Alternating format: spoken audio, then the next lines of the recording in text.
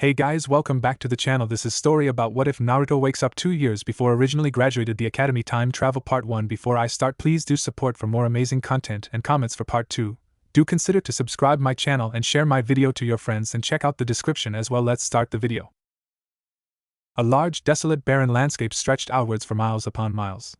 Barren, charred and burnt trees stood like sentry skeletons, their lifeless limbs stretching towards the endless expanse of the bloodied red sky.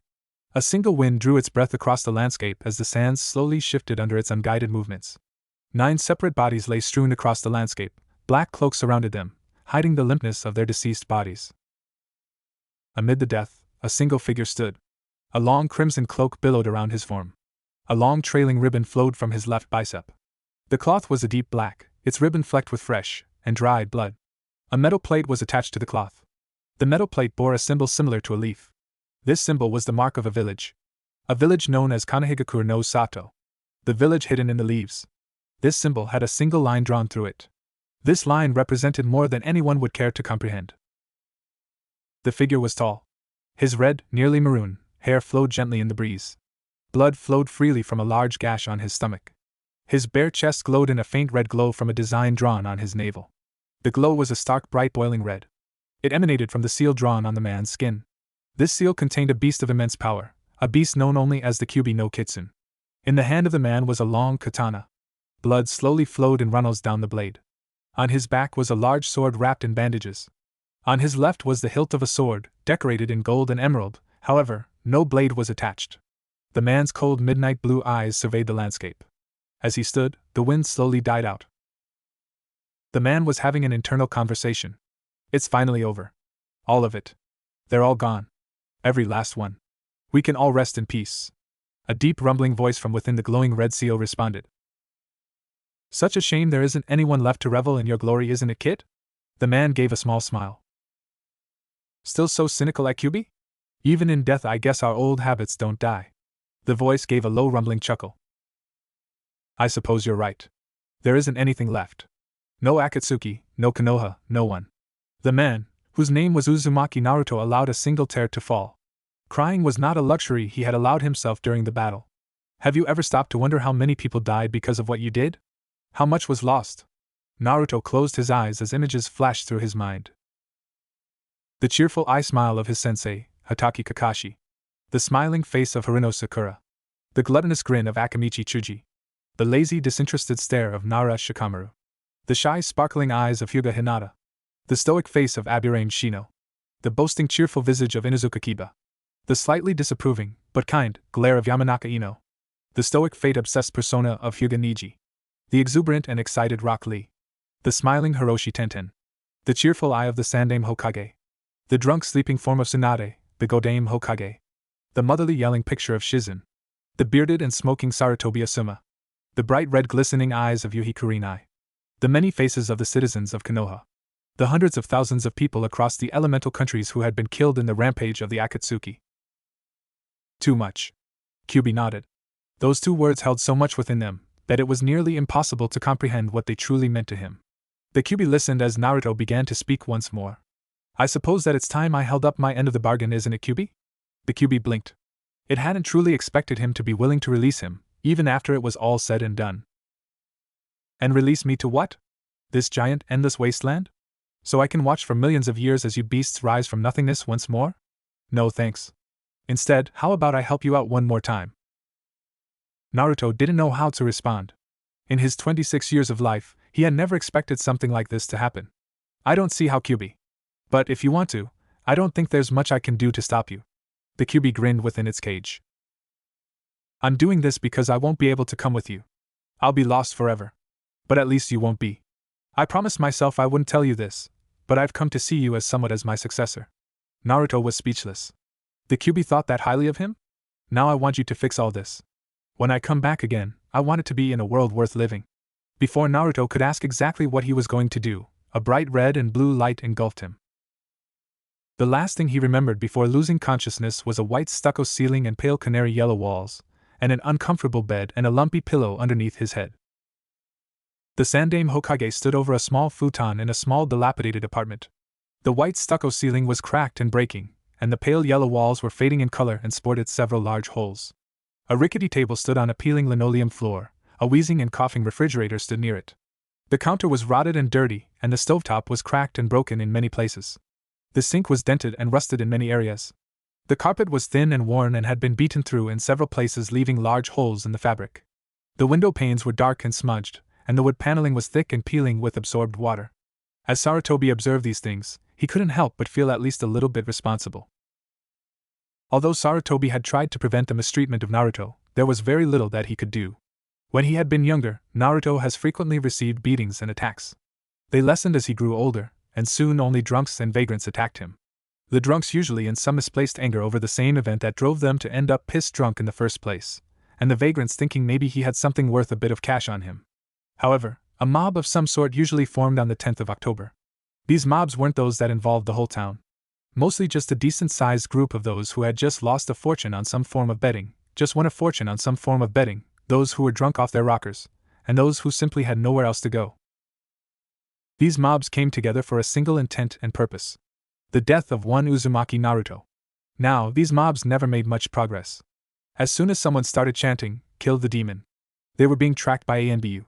And as soon as someone stated the name Uzumaki Naruto, as the intended recipient of the mob's misdirected feelings, they themselves became recipients of their own intents. The third's decree was swiftly executed with extreme prejudice in the village of Konoha. The boy Naruto was under the protection of the decree, which read as follows: any person or entity, other than Uzumaki Naruto, who chooses to reveal the secret of the containment of the Kyubi no Kitsune within Uzumaki Naruto will suffer from the highest form of capital punishment under the orders of the third Hokage for reasons of subterfuge, treason, revealing level S-class village secrets, and endangerment of civilians and shinobi. Any person may be redeemed from this punishment only under the request of Uzumaki Naruto. Any citizen of Konoha seen or noted as mistreating, or acting in prejudice, against Uzumaki Naruto will suffer from a monetary penalty or carnal penalty depending on the severity of the action. Any citizen seen committing an act of aggression or violence against Uzumaki Naruto, with the intent to severely harm, injure, wound, or kill Uzumaki Naruto will suffer from the same punishment as revealing the secret. This decree may only be repealed by the will of Uzumaki Naruto, or in the event of his death, the current Hokage. Sign: Sarutobi Sasuke, the third Hokage. The death toll in Konoha had risen a striking 57% after the issuing of the decree. Most of these deaths were from misguided and misdirected souls who were attempting to kill Naruto in order to act out some form of vengeance against the beast who had demolished part of their beloved village. The other part originated from assassination attempts. These attempts often came from Iwa or Kumo, two shinobi villages that Konoha was not on good terms with. However, in each attempt, the assassin held no ties with any village, and there was no paper trail leading back to a possible source. However, Konoha suffered several budget deficiencies shortly after attempt. It was labeled as a filing error, or a misjudgment about how much things purchased had actually cost. There was never anything to link anyone back to the scene. Sarutobi had done all that he could to prevent things like that from occurring once more. However, Sarutobi ran an entire village. He could delegate tasks to subordinates, but plenty of things required his signature, and nowadays Sarutobi was forced to carefully read through every document quite carefully. Gone were the carefree days of simply signing every paper that passed through his office, and only briefly checking over important documents. Many attempts had been made by several factions within Konoha, such as the Merchants Guild, the Shop Owners Union, the Stall Owners Guild, had all tried to slip things past him hidden within documents. What originally seemed like a formal request to change the kind of wood used in certain umbrellas on the stalls, a relatively minor issue, contained an article requesting that stall owners be granted the right to charge extra to orphans and disadvantaged citizens if they so chose, and the right to harm said individuals should they disagree with the price without fear of any legal retribution. Meaning, if they wanted to, they could charge Naruto as much as they wanted for any of their merchandise, and if he made any sort of complaint about it, they could kill him. Needless to say, that particular request was destroyed.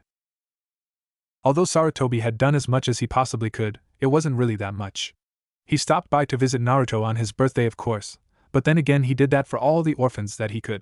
However, Naruto was the only orphan who he currently did such a thing for. All the other orphans had other caretakers who took over that responsibility, or they were quickly adopted into a family. But beyond that simply pleasure, Sarutobi was extremely limited in what he could do for the boy. He couldn't take care of a boy Naruto's age. He was far too busy with his duties as Hokage, and his son Asuma was too busy to take care of a child. As such, Sarutobi was forced to interact as little as possible with Naruto. However, whenever he had a few spare hours, Naruto was always there to fill that gap. He provided Naruto with a weekly orphan stipend provided to all orphans living on their own after the age of 5. However, it didn't amount to much. Sarutobi had placed Naruto in one of the tenements specifically reserved for orphans such as him, but he hadn't anticipated the rest of the tenement being deserted. There wasn't much that Sarutobi could do beyond what he had already. The boy had a sizable amount of money left from the stipends he had saved. Unfortunately, this was due to many shopkeepers exercising their right to refuse service to anyone they chose. Those that didn't refuse him service offered him only low-quality goods. These ranged from near-rotting foods or expired milk to low-quality clothing. The orange jumpsuit Naruto always wore was in fact originally sold as Tundra Climate Rescue uniform. The thick padding offered layers of warmth, while the bright color was an easily visible signal in thick white snow. However, it didn't sell particularly well in Konoha. The shopkeepers, however, turned this to their advantage by offering it as the only item in a market available to Uzumaki Naruto. Sarutobi sighed as he watched the peaceful boy slumbering on the futon before him. He had come to speak to Naruto about him attempting the genin exam the next day. It was unusual to say the least for a 10-year-old child to even attempt the exam. In this story, it follows canon as Naruto being 12 when he graduates. He wanted to let Naruto know that he wouldn't be disappointed if he didn't pass the exam.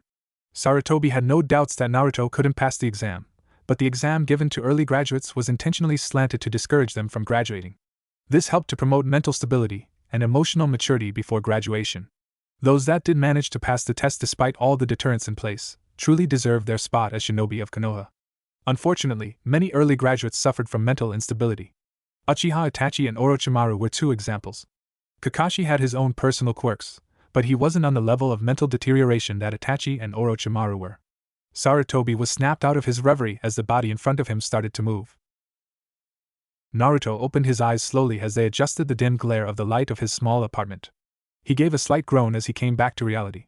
The last thing he could remember was the Kyuubi's dark laughter as descended into the red vortex. He had no idea where he was, but he had a feeling that it wasn't a place he really wanted to be. As he thought through his next move, a voice Naruto thought he would never hear again registered in his mind. "Naruto-kun, are you alright? You seem a bit restless." Naruto stopped moving. That voice. It couldn't be. But he was killed years ago. How can he still be here? "Are you okay? You seem jittery." The aged Hokage's voice broke him out of the spell. "Gigi? Is it really you, Gigi?" Sarutobi looked down at the small boy that looked up at him with large watery tear-filled eyes. Sarutobi had no idea what was causing Naruto's emotional mood, just that he needed to be comforted. "Yes, Naruto, it really is me. I'm here. What's the problem? Did you have a bad dream or something?" Naruto sobbed quietly into the Hokage's shoulders. He lifted his head at the Hokage's reassurance that he was real. It was all too surreal for him. The Sandaime Hokage was alive. You could say that, Gigi. I thought that you had died. It was all so real." Naruto paused for a second to think. Was he dreaming? Or had he simply dreamed the war between Oto and Konoha? Had he just made up all those people? Were they all just figments of his imagination? He had one way to test it. He had to ask the Hokage the day. If it was the day after his genin exam, great. That meant it was all a dream. If it wasn't, then Naruto had some serious thinking to do.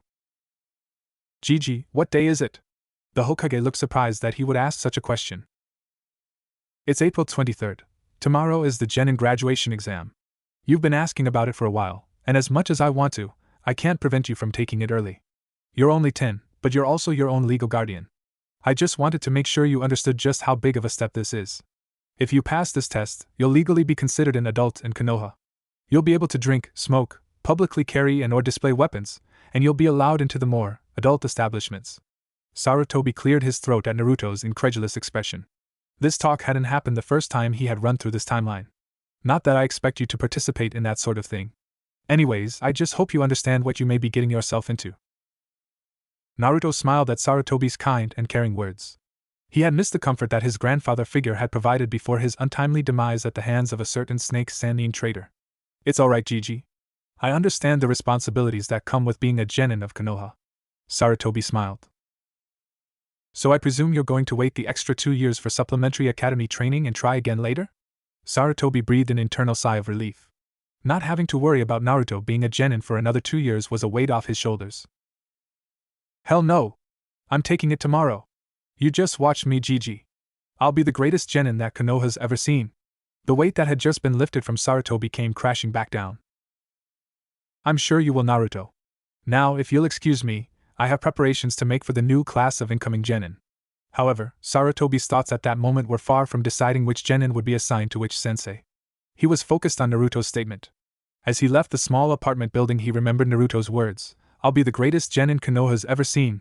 Under his breath he spoke quietly to himself. And that's exactly what I'm afraid of, Naruto. Naruto sat on his futon, alone. The Sandaime had left a few minutes ago, leaving the apartment nearly empty and devoid of life. Naruto had some thinking and planning to do. He stood up, gave a stretch to work out the soft muscles in his arms. He really had to get back into shape. Even if he was only 10 years old, he was still quite weak, and probably indefinitely slow too. Sighing, he walked to the small room he used as a bedroom. There he rummaged through an old shelf before pulling out a slightly dusty, but fairly well taken care of scroll. On the small writing desk he found a large pile of empty ramen cups, dirty clothes, and old sheets of paper. Doing the intelligent thing, he simply shoved it all off of the desk into a corner. Luckily, an unopened inkwell still rested in the corner of his desk. Atop the small cabinetry on the desk he found a black quill. Opening the scroll, he unstopped the inkwell and dipped the quill into it. He would have preferred a brush, but this plain script, not calligraphy or kanji. However, his years of extensive work in seals had driven a deep comfort of using a brush into him. Despite his slight discomfort at using a quill, Naruto quickly began writing things out, speaking to himself as he often did while he worked. Alright, let's see. Apparently Kyuubi's jutsu worked, and I've been sent back to a time where I'm 10 years old. Fun. He quickly wrote down a note at the top of the scroll. Arrived at 10 years of age. Physical condition, deplorable. Body has little muscle mass and is severely malnourished. Most likely surviving off Kyuubi's chakra's ability to extract nutrients from nearly everything. Requires conditioning. Naruto glanced down at what he had written. He quickly and decidedly crossed out the words Kyuubi's chakra. It wouldn't do for anyone in this timeline to discover that he had knowledge of Kyuubi prior to his learning of it. He wrote another note down. Mental condition, preserved from previous timeline. Unsure of any possible side effects from time travel jutsu used by Naruto, wrote Kyuubi down, but quickly crossed it out, reminding himself to not give any clues that he wasn't the same 10-year-old he had been 16 years ago. Possibility of mental deterioration or insanity is present. Must learn to control reactions to old acquaintances. Mustn't lose face as lovable idiot. Naruto noted what he had already written down. Below, he drew a straight line in a horizontal fashion, and at the end drew a much shorter vertical line crossing it. Beneath it he drew the kanji 410. After that he wrote arrival. Beneath that he wrote out a sequence of events. 2 years of supplementary academy education. Graduation from academy from special assignment. Assignment to Team 7 with Hatake Kakashi as sensei. C-rank mission to Wave Country. Chunin exam participation. He continued in this fashion all the way down the lengthy scroll till he had recorded all the events of his previous timeline, just barely managing to fit eradication of Akatsuki and use of time travel jutsu at the very bottom margins of the scroll. Naruto sighed as set down the quill for a moment. He had to make sure no one else found this scroll. If they did, he would have no idea how to explain it to them and would have to take one of 3 courses of actions. 1. Try to make up an explanation and hope they believed it. 2. Tell them the truth. Explanation 1 was fine unless he had to retell it over and over, and then his details may become mixed up, or it may not fit with his past, and he could inadvertently lead to his own demise after being labeled a spy and killed. Option 2 would most likely result in a medal evaluation and admittance to the Konoha Psych Ward, or his execution. Or 3, he could kill the offender and bury the evidence so deep no one would ever find out exactly who did it, why it happened, or how. Naruto had taken over for Tsunade in many of the day-to-day paper filing tasks in his previous timeline. He knew just which papers to file where to make something disappear for good. However, Naruto didn't want anything to do with any of those outcomes. So, he had to make sure he hid this scroll very well. After his internal debate about what to do if the scroll were ever discovered, Naruto decided to take very good care of the scroll, or take one of 2 other options. He could place a minor fire seal on the scroll, so that anyone who attempted to open without first disabling the seal caused the seal to erupt into a small pile of flames, or to attach a chakra-specific or blood seal to the scroll. The blood seal ensured that anyone who wasn't of direct relation to him would never be able to open the scroll. It had to be resealed with blood every time, a pain if nothing else. The chakra-specific seal would enable that unless someone could mimic the characteristics, potency, frequency, elemental affiliation, elemental saturation, how attuned to their elemental affinity they were, they wouldn't be able to open it. It was possible, nearly impossible, but still possible, to mimic chakra to open the scroll, or with enough influx, the seal could simply be overwhelmed and the scroll could be opened. However, the seal only required a copious amount of chakra to apply and needed no reapplication after the initial sealing. Naruto decided that when he found the time, he would have to apply one. However, he needed to get back to finishing up the scroll before the next day. He moved to the right-hand side of the scroll, the left side covered in slightly sloppy, yet elegant, script. After all, a quill was different from a brush, but the basic principles of writing applied no matter what utensil you were using. At the top of the page he rewrote arrival at age 10. Beneath it he listed a single item.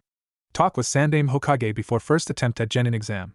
He decided it would be incredibly important to record each event that differed from his original timeline. He didn't know what effects his actions would have on this timeline. But it was his sincere hope that at the end of the scroll, he wouldn't be writing about the eradication of Akatsuki and the end of the world. He hoped he wouldn't be writing at all. He hoped, he truly did, that some other hand would take a quill and ink, and at the bottom of the scroll put, Death of Uzumaki Naruto due to natural causes. With an age and a date marked by it. Preferably the age would be quite an old one. Naruto sighed. He didn't have time for those thoughts at the moment. He glanced over at a small chakra-powered clock hanging on his wall. It was worn and busted in several places, and it consumed more chakra than it should have needed, but it was still fairly reliable. It was missing a second hand, and the hour hand was missing nearly half of its length, but was still fairly decipherable. The minute hand rested around where the 9 should have been placed, while the busted hour hand pointed vaguely near the 6. Almost 6 o'clock? I've got some time to burn. But what to do while I wait? Sarutobi sat behind a large mahogany wood desk. Its immaculately polished and shined surface reflected Sarutobi's face in all of its age and wear. He sighed as stared down at the reflection, willing it to just stop staring at him. He looked over at a stack of 27 immaculately written Genin exam forms. Each one was written in careful flowing calligraphy and signed with an immaculate name on the dotted line. Sarutobi slowly worked his way through the pile, stamping each one with a rubber seal showing that he approved for each student to participate in the exam. It was more of a formality than anything. As he reached the bottom of the perfectly white and stain-free papers, there was a single grubby sheet of paper at the bottom. It was wrinkled and covered in stains from what appeared to be soup broth. The handwriting wasn't exactly calligraphy, but it was fairly passable. The signature was also present. Sarutobi lifted the stamp and paused. After a moment of deliberation he let the stamp fall in an arc, imprinting a thick red inked mark in the corner. Approval for Uzumaki Naruto to participate in this year's Genin exam as a possible early graduate was approved. Now, most of the hopefully graduates were 12 years old. However, Naruto was only 10. Now, this was not due to an attempt by the teachers to put him in a class so far above his current knowledge that he wouldn't stand a snowball's chance in hell of passing. It was in fact due to the same reason that Naruto was being given a chance to graduate early. Simply put, he was an orphan. Most children began the academy at the age of 8. For 2 years they worked on basic shinobi skills and jutsu, and history and theoretical concept. Things that wouldn't necessarily be used as a shinobi, but that could be potentially useful in an undercover mission. At the age of 10, or more specifically, at the end of the second year, the early graduate option was offered. If signed by a legal guardian, the student would be able to pass a higher level exam to graduate early. However, in order to help prevent mental deterioration, students were mandated to be at least 10 years of age before attempting the exam. Now, if the students didn't pass the early exam, or chose not to take it, they were enrolled in a series of advanced concept classes. These classes were chosen individually by a student. They ranged from flower arranging, to chakra manipulation concepts, to flying knives, the art of throwing weapons, to pottery, concept to shelf, to clothing, merchanting and design, to advanced history concepts, to the most commonly taken course, shinobi preparation. These classes were designed to allow hopeful graduates to gain skill in a separate profession in the event they weren't permitted to become genin, or in case they were injured and forced to retire from shinobi duty. If a student chose to follow that path, there is a much longer path one must follow, but its details are not important at the time. Now, Uzumaki Naruto was at the age of 10, attempting to graduate with the other children of his class. He was considered an early graduate simply due to his age. He had no parents, which offered him another unique opportunity in addition to early graduation. Early enrollment. With his own approval, Naruto was enrolled in an entry-level course at the allowed maximum of 2 years. Naruto barely passed any of the classes. Barely scraping along. His grades were abysmal and showed nearly no effort. However, due to the particular curriculum, a student could not be forced out of the academy due to low grades. The only things that warranted expulsion were aging beyond the academy's limits, and as a disciplinary action taken by the Hokage for certain, or repeated, offenses. Naruto, during his 4th year, took no supplementary civilian courses, instead opting for the purely shinobi course. This was the sign of either an incredibly dedicated shinobi in training, or someone incredibly ignorant and thick-skulled. Naruto was considered by many to be both. In his original timeline, Naruto failed the genin exam twice due to his original inability to perform a bunshin of any sort, but also in part due to the surreptitious efforts of his teachers to sabotage his skills. It was done partially in vengeance, but also partially in boredom. These acts ranged from switching his textbook with one missing large sections, to handing him a different test, to calling him out of class at the most inopportune moments. However, despite all of that, in his original timeline, Naruto had managed to overcome his disadvantage, with a slight nudging from Mizuki to take action, an action such as stealing the scroll of forbidden seals. However, Naruto was now a 10-year-old boy, with the mindset of a 26-year-old war-torn and hardened Uzumaki Naruto. He had already decided he wouldn't fail the Genin exam.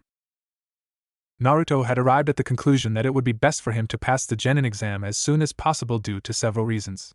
1. He had already lived through the timeline where he began as a lovable idiot and slowly grew into a force to be reckoned with. It hadn't turned out so well. 2. This offered him more of an opportunity to change things. Being placed on a Genin team 2 years ahead of most of his original comrades would offer him a different perspective. 3. He could pass it, and he didn't really feel like sitting through 2 more years of supplementary academy classes. Although he had the mindset of a 26-year-old Uzumaki Naruto, he still didn't have that long of an attention span for something so menial. With his decision made, Uzumaki Naruto stood in front of the large academy building. The windows were dark and empty, the hallways deserted, the doors locked for the night. Despite all of this, Naruto still found a sense of reverie in seeing the old building once more. After all, it had been one of the first institutions removed from shinobi lifestyle during the war. The building itself was killed in a bombing raid from the Akatsuki member Deidara during their terrorist reign over the elemental countries. Seeing the tall stone and brick building brought back many memories for the now young Uzumaki. Both good and bad. I never thought I'd see this building again. Then again, I never thought I'd see any of Konoha ever again. Naruto's words were spoken to a large and empty field. He placed his hand on the stone wall of the academy, as he slowly traced old grooves and scars in the rock created by pranks, or just plain weathering. But no matter how they got there, they bore meaning to Naruto. I finally get to come back and have a chance to get a real academy education, and what do I decide to do? I decide to graduate as soon as I possibly can. As Naruto slowly walked away from the academy building, if one looked closely, they would notice a single tear from the eye of Uzumaki Naruto. A loud ringing noise filled the air as Naruto groaned and rolled over in his small bed. His hand reached out from a tangled mess of bed sheets and covers to clamp down on the offending device. The clock gave a small sputtering clank as its noise died down for another day. Naruto groggily lifted himself from his bed before finally glancing at the clock. The small alarm clock had no arms, and bore no numbers. In fact, it didn't even have a face. The small thing was salvaged by Naruto, and he was able to set it so that it rang at approximately 5:30 every morning.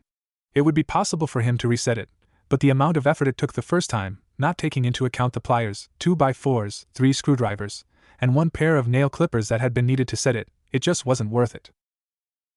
As he slowly made his way towards his kitchenette area, he picked up a thick red marker he kept on a string hanging from his calendar. As he walked by, he crossed out the day and noticed the writing. In his groggy state, he had completely forgotten that today was the day his changes, hopefully, began. As he crossed out the day, the question on his mind was not the usual, what flavor of instant ramen would he be forced to have this morning, but rather, what next? Hayatsushi Mataro was an instructor at the Konoha Shinobi Academy. He was a fairly average man. He had reached the rank of Chunin after several years as a genin. He wasn't exceptionally skilled and would probably never reach the rank of jounin. He happened to, on this day, work in Academy Room number 417. Now, there was nothing wrong with Academy Room number 417. It was a fairly average classroom. It had the normal 5 rows of desks and the normal chalkboard at the front. Its desk was usually empty as teachers rotated in and out of the classroom occasionally. Konoha was fortunate to have a surplus of academy teachers. But what made this room truly special on this day was that Madara was being given a chance to administer the genin exam. He had never been given this chance before, and he was quite excited. This was a new experience for the academy teacher. What no one had told him was that the infamous prankster Uzumaki Naruto was going to be attempting the advanced test that day. If they had, then perhaps what happened to Madara wouldn't have.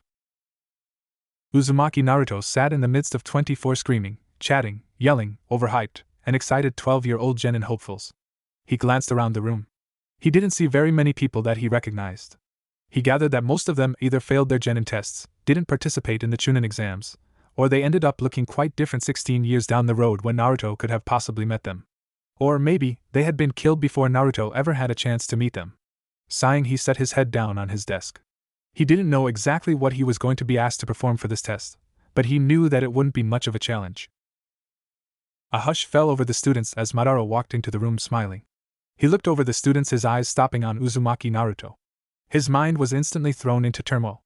Not because he thought of Naruto as a demon, truth be told very few people did, they just used it as an insult and blamed him for the death of the Yondaime, or any other variety of reasons, but because of Naruto's infamy for being a prankster. His eyes darted around the room, looking for any sort of trap or prank that could go off at any second. His mind was racing. He put something in here, I know he did. The stories about him tell that much. No teacher has ever even gone a single day without being pranked by Uzumaki Naruto. I have to be on my toes, I got to be sneaky. I can't let him know what I'm thinking. He isn't going to prank me. Mataro's enthusiasm served to help him cope with dealing with Naruto for the day. However, in the previous timeline, Naruto had indeed set up a prank for this teacher. It had resulted in his pants being glued on for about 4 days, and his hair turning hot pink for several weeks. In the original timeline, he had been thrown out for this prank. However, this time around, the teacher wouldn't step into the trap until several days later when he was cleaning up the classroom for the summer. Needless to say, at that point, there was nothing to show Naruto had set the trap. Madara, with his renewed confidence, stepped up to the front of the classroom. Hello kids. Today you'll all be participating in the Genin exam. A cheer went up throughout the classroom. Madara waited for the cheer to die down. The exam will be administered in 3 separate sections. The weapons proficiency portion is first. You will be asked to show adequate skill in kunai and shuriken targeting, both stationary and moving. Second is the informational scenario test. You will be given a scenario on paper that you must describe how to handle in an acceptable and adequate fashion, meaning you must devise the best way to escape while taking minimal losses to your team and their supplies.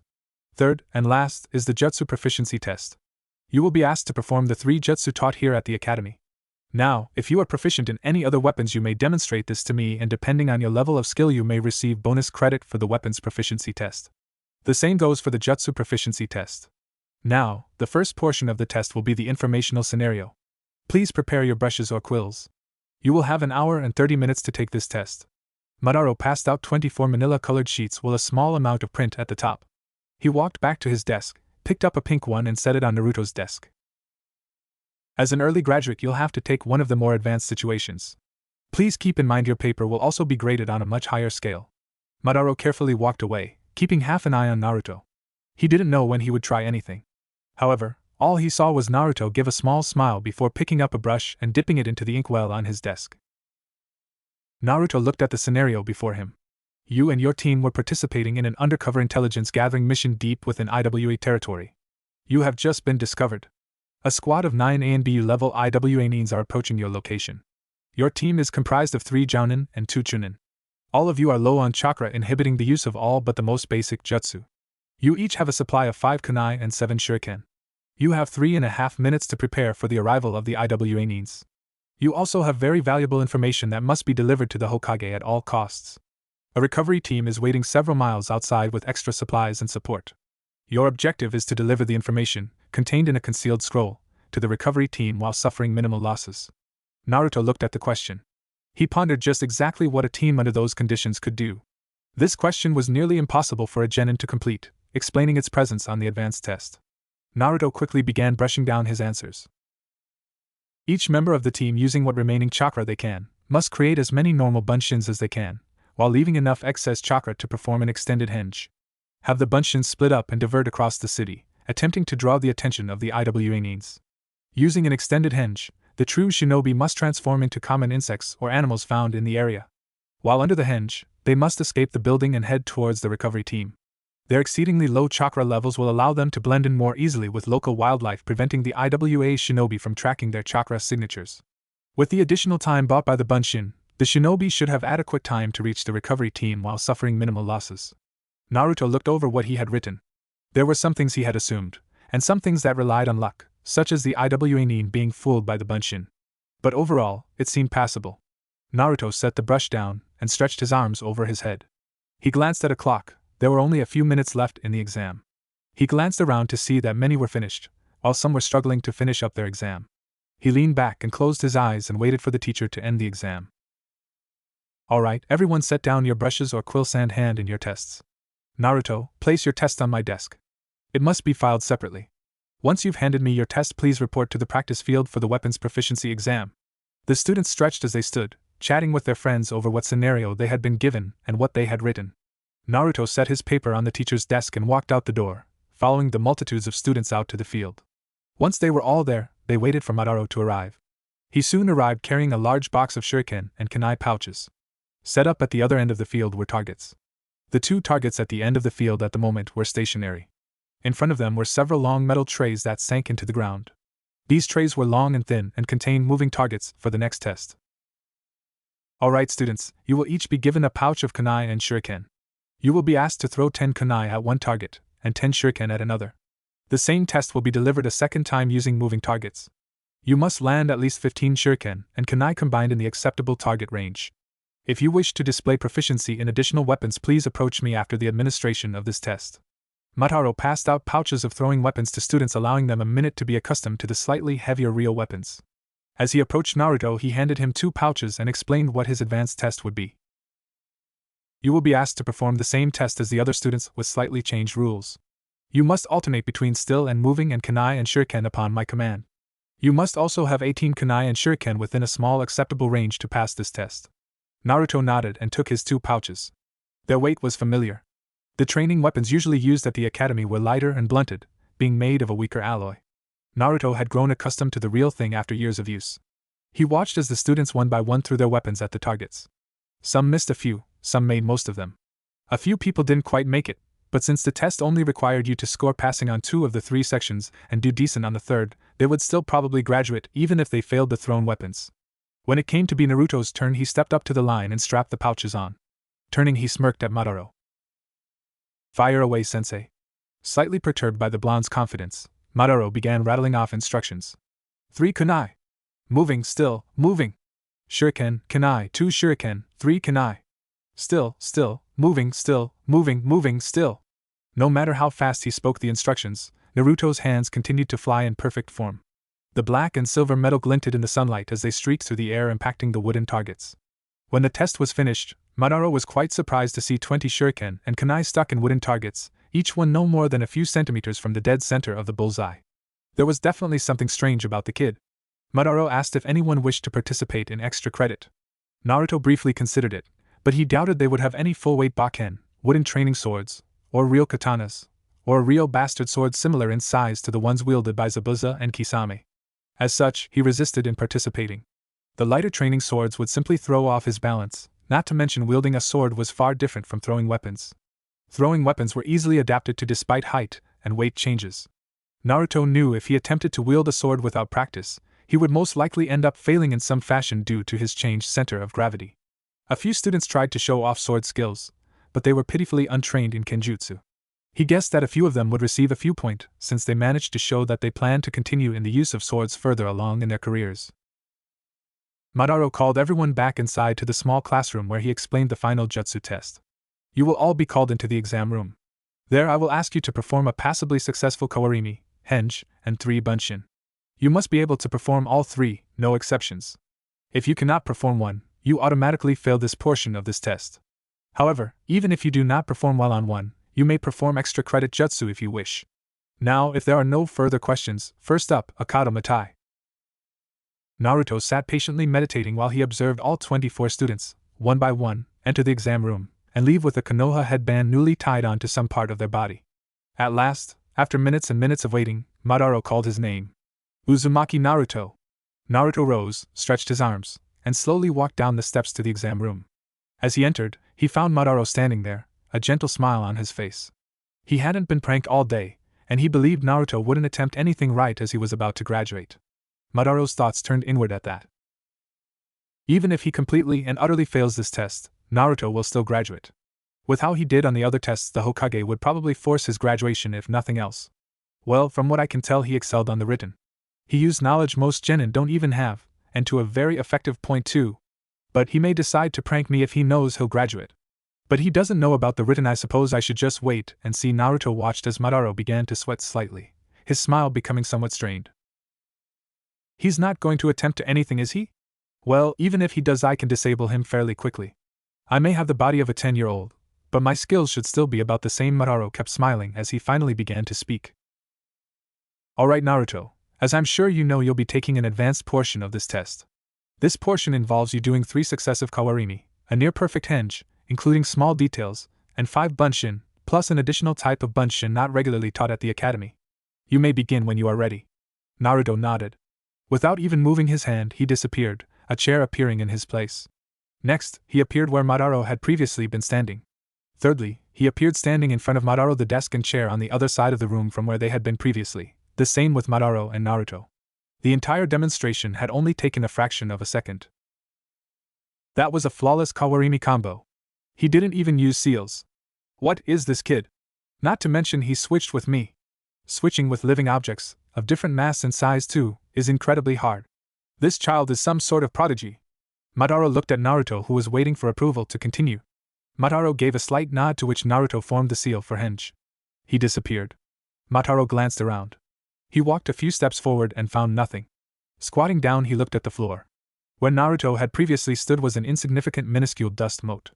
Madara blew gently on it, and Naruto released the henge. He used seals this time, but an advanced henge? Those aren't even common amongst Jounin. This kid is something else. I'm nearly afraid to see what he has for the Bunshin test. Madara nodded once more, to which Naruto nodded back. Without seals, 5 perfect Bunshin appeared in front of Madara. He nodded. Naruto formed several seals before finally speaking the name of one of his jutsu. Konoha Bunshin. Madara blinked in surprise. He had never heard of Konoha Bunshin. In fact, Konoha was one of the only 2 grade 5 to not a Bunshin technique specific to their country. However, rumor had it that several years ago Kyumo had created a Rai Bunshin. No confirmation had been received though. But for a boy as young as Naruto to know a Bunshin like that, where had he learned it? Madara watched as the smoke cleared, revealing 6 Narutos. In each of their mouths was a single green leaf. The one farthest to the right was first to speak. Madara-sensei, do I pass? Madara marked something his clipboard before smiling. With flying colors, Naruto. If I may ask, how did you create the Konoha Bunshin? I've never heard of such a thing. Madara was quite interested in how a boy, only 10 years old no less, had created a new type of Bunshin. Naruto gave a small smile. It's simple. Bunshin are simply chakra-form constructs with a basic henge covering them for details. The basic Bunshin is simply a chakra construct in a human shape. What makes it easier than other Bunshin is that it's only chakra, there's no substance to it. With other Bunshins, you have to actively use your chakra to hold the material together to form the Bunshin. Once it's created, the chakra forms its own bonds and stays together. However, if one strikes a Bunshin, the chakra construct is disrupted and it falls apart. Madara nodded. He understood basic concepts behind Bunshin, but he had never thought to apply it to leaves. Now, the Konoha Bunshin also have another interesting property. Madara raised his eyebrows. He wanted to hear this. Naruto reached out a hand and punched a Konoha Bunshin in the face.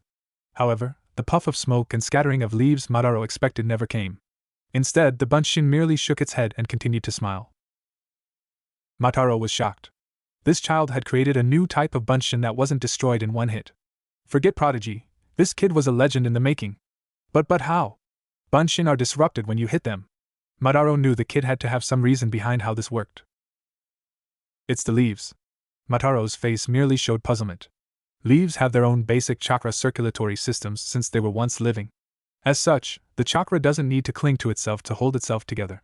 It flows through the leaves. Of course, enough damage to a clone will disrupt it, but it can survive multiple hits. However, unlike the Kage Bunshin and other forms such as the Tsuchi and Nizu Bunshin, the Konoha Bunshin lacks attacking power. While other Bunshins are made of a solid or similar material held together by chakra, Konoha Bunshins are made of individual leaves, while other Bunshins are masses. As such, when a Konoha Bunshin attacks, it's the equivalent of a leaf hitting you in a breeze. Because Konoha Bunshin are simply that. Leaves. Madara nodded dumbly. This boy understood concept, creation, utilization, and weaknesses of his own jutsu, which, believe it or not, many ninja overlooked, and he knew about Kage Bunshin. This boy was truly a genin in a class of his own. Well, Naruto, I think it's safe to say you pass with flying colors. Needless to say, your Konoha Bunshin technique will be put on record with you as its originator. Also, I'm putting in a recommendation to the Hokage. I believe you need to join a genin team in their 2nd or 3rd year in the field. Your abilities surpass that of a normal genin. Now, here's your headband, you are dismissed for the day. Please report back here tomorrow for your team assignment. Naruto bowed and accepted the headband. Tying it around his neck, he thanked Madara and exited the exam room. A loud yippee could be heard not long after. Despite being mentally 26 years old, Naruto still couldn't help but be happy at becoming a ninja. It was a marked change from his last life. One that would hold many surprises for him in the future. The Hokage's office, 1 hour later, 1800 hours. Mataro entered the lobby of the top floor of the Hokage Tower. Bowing to the receptionist, he spoke in a respectful tone. Miki-san, would you please inform the Hokage that I have arrived with the results of this year's genin exam and wish to discuss the results and team placements with him? The green-eyed woman behind the desk gave Mataro a small smile while brushing a strand of brown hair out of her eyes. Of course, Mataro-san. The Hokage has been expecting you. I will notify him that you are here. Miki stood up and walked to the wooden wall behind her. Sliding open a panel, a small circular seal was revealed. Channeling a small amount of chakra into it, Miki spoke into it. Hokage-sama, Mataro-san is here with the results of the genin exam and wishes to speak with you. She paused for a moment before sliding the panel closed. The Hokage will see you now, Mataro-san. Please go in. Mataro nodded to Miki and opened the door to the Hokage's office. Stepping inside, he approached the Hokage's desk. The Hokage had already cleared his desk in anticipation of his arrival. Mataro bowed to the Hokage. It is an honor to have the privilege of organizing team placements with you, Hokage-sama. The Hokage just waved his hand in a nonchalant manner. Have a seat, Mataro-kun. And please call me Sarutobi. Mataro nodded and pulled up a chair to the other side of the Hokage's desk. Now, what do we have to work with this year? Mataro nodded and set out 9 stacks of folders, 3 manila folders in each one. Except for the last one. The last stack was a single pink-colored folder. I believe these would be the best the team placements, Sarutobi-sama. I have organized the students into balanced groups based on their abilities, scores, class rankings, and future prospects. Sarutobi nodded. It didn't seem fair, but it was sometimes necessary to place 3 students who were likely to continue as shinobi together, and group 3 who weren't likely to make it. As much as it was looked down upon, it helped team unity and morale among better prospects. Sarutobi looked over the groups, leaving the pink folder alone. He occasionally moved one folder from one stack to another, switching a few around. Overall, very few changes were made. Well, Mataro-kun, what do you think of these placements? I believe that with a little added direction these groups may work out in a better fashion. Mataro looked over the groups, nodding at each one. You are correct, Sarutobi-sama. These would work well, but why the extra focus on generalization over specialization? Sarutobi took out his pipe, lighting it with a small flick of fire chakra from his finger. Taking a deep breath, he slowly exhaled, creating small smoke rings. I chose to focus them more on generalization since Konoha is lacking in many skills. Weapons and taijutsu masters are severely lacking at the current time. With generalization, we offer genin more of a chance to choose what they wish to pursue, rather than what they're directed towards. Mataro nodded. Without impending war, it wasn't necessary to force specialization. He gave another nod, with an appreciative noise. He took several rubber bands, bundling each genin team together. I suppose the chosen sensei are acceptable even with the changed groups. Sarutobi took a drag on his pipe. Yes. Although some sensei would be better suited to specific students, we cannot afford that many apprenticeships, and we cannot risk one team unable to progress because of a sensei not suited to their needs. Now, is that all, Mataro-kun? Mataro's hand hovered over the last folder. The pink one. No, Sarutobi-sama, Mataro said with a sigh. The Hokage merely raised his eyebrows, still smoking, at that. He hadn't expected anything else. And what else is there for us to discuss, Mataro-kun? The Hokage's face was light and jovial, the face of a friend. It is concerning Uzumaki Naruto's early examination. The Hokage's face suddenly became stern and serious. He had far too much experience dealing with those attempting to sabotage Naruto. He didn't take lightly to matters concerning him. Yes, what about his exam? The Hokage left the statement hanging. It sounded more like a threat than a question. I do not believe that Uzumaki Naruto should be placed on a New Year genin team. He doesn't have the skills for it. This caused the Hokage's eyes to gain a dangerous glint. Why is this, Mataro-kun? It wouldn't be due to his talent, would it?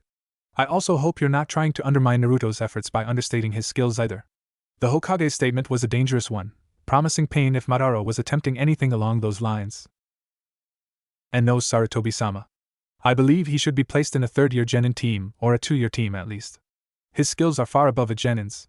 I would suggest putting him in the Chunin exam as a serious competitor if he wasn't so young.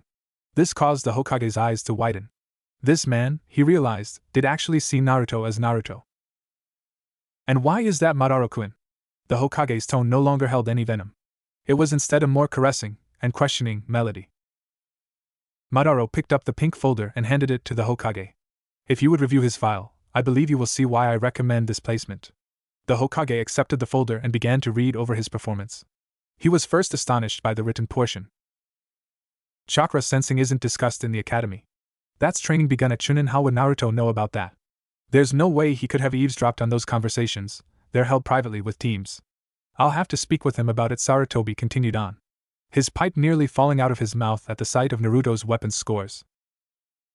A genin, no, an academy student scoring a 20 on that test is unheard of. Most genin fail the early test because of that. Even some chunin have trouble scoring perfectly, and he was so close to the bullseye too. Sarutobi's surprise that the first two tests was nothing when he read about the jutsu test. This time, his pipe really did fall out of his mouth. He created his own jutsu? At 10? Not only that, but he can effectively explain the Bunshin chakra construct. It seems I have greatly underestimated you, Naruto. Perhaps I should have a talk with you. Clearing his throat, and picking up the fallen pipe, the aged Hokage spoke slowly, carefully, and with remorse. Unfortunately, no genin teams are lacking a member at this time. Perhaps after the Chunin exam Madaro's face became downcast. But he's such a promising student, Sarutobi-sama. Couldn't we put him on 4th member rotation till a spot becomes available? A talent like this shouldn't be wasted. Not on waiting 4 months for the Chunin exams, Sarutobi sighed. I agree. But I don't think 4th member rotation would give a mind like this the attention it deserves to grow. But perhaps I have another solution. Reaching under his desk, Sarutobi focused chakra into one of many seals on the underside of his desk. This one was marked with the kanji for retrieval. Nearly instantly 4 men or women, their gender was undeterminable, appeared before the desk wearing animal masks and long black cloaks. You called for us, Hokage-sama? A low rumbling, slightly mechanical voice emanated from the mask. It was then that Madara realized who these people were. They were the Anbu, the elite assassination force of Konoha. The voice changers implanted in the masks to hide their identities were somewhat of a giveaway. The Hokage nodded towards the figures. Raven, Rabbit, Rat, and Robin. I wish for you to retrieve Hatake Kakashi for me. Now. The figures nodded. The Anbu live to serve and protect. To retrieve. Raven spoke. The Anbu live to serve and protect. To return. Rabbit spoke. The Anbu live to serve and protect. To rescue. Rat spoke. The Anbu live to serve and protect. To repay. Robin spoke last. In a singular mechanical rumble they spoke at once. The Anbu live to serve and protect. Retrieval Anbu, disperse. At once they all disappeared from the room in a shimmer of black cloaks. Sarutobi just sighed. Sarutobi-sama, are they always so? Eccentric? Yes, Madaro-san, they are. Although their names all begin with R, and they are all retrieval Anbu, they are some of my most highly dedicated and skilled Anbu. I just sometimes wish they were more normal. And then I think of what life would be like if they were. And I let things be. Mataro gave a small chuckle. As he laughed, a thud was heard behind him. Turning in his seat, he saw the body of one of Konoha's most skilled shinobi, the copycat shinobi, Hatake Kakashi, lying on the floor in a heap. Standing over him were Raven, Rabbit, Rat, and Robin. Mission completed, Hokage-sama. Permission for open-faced leave?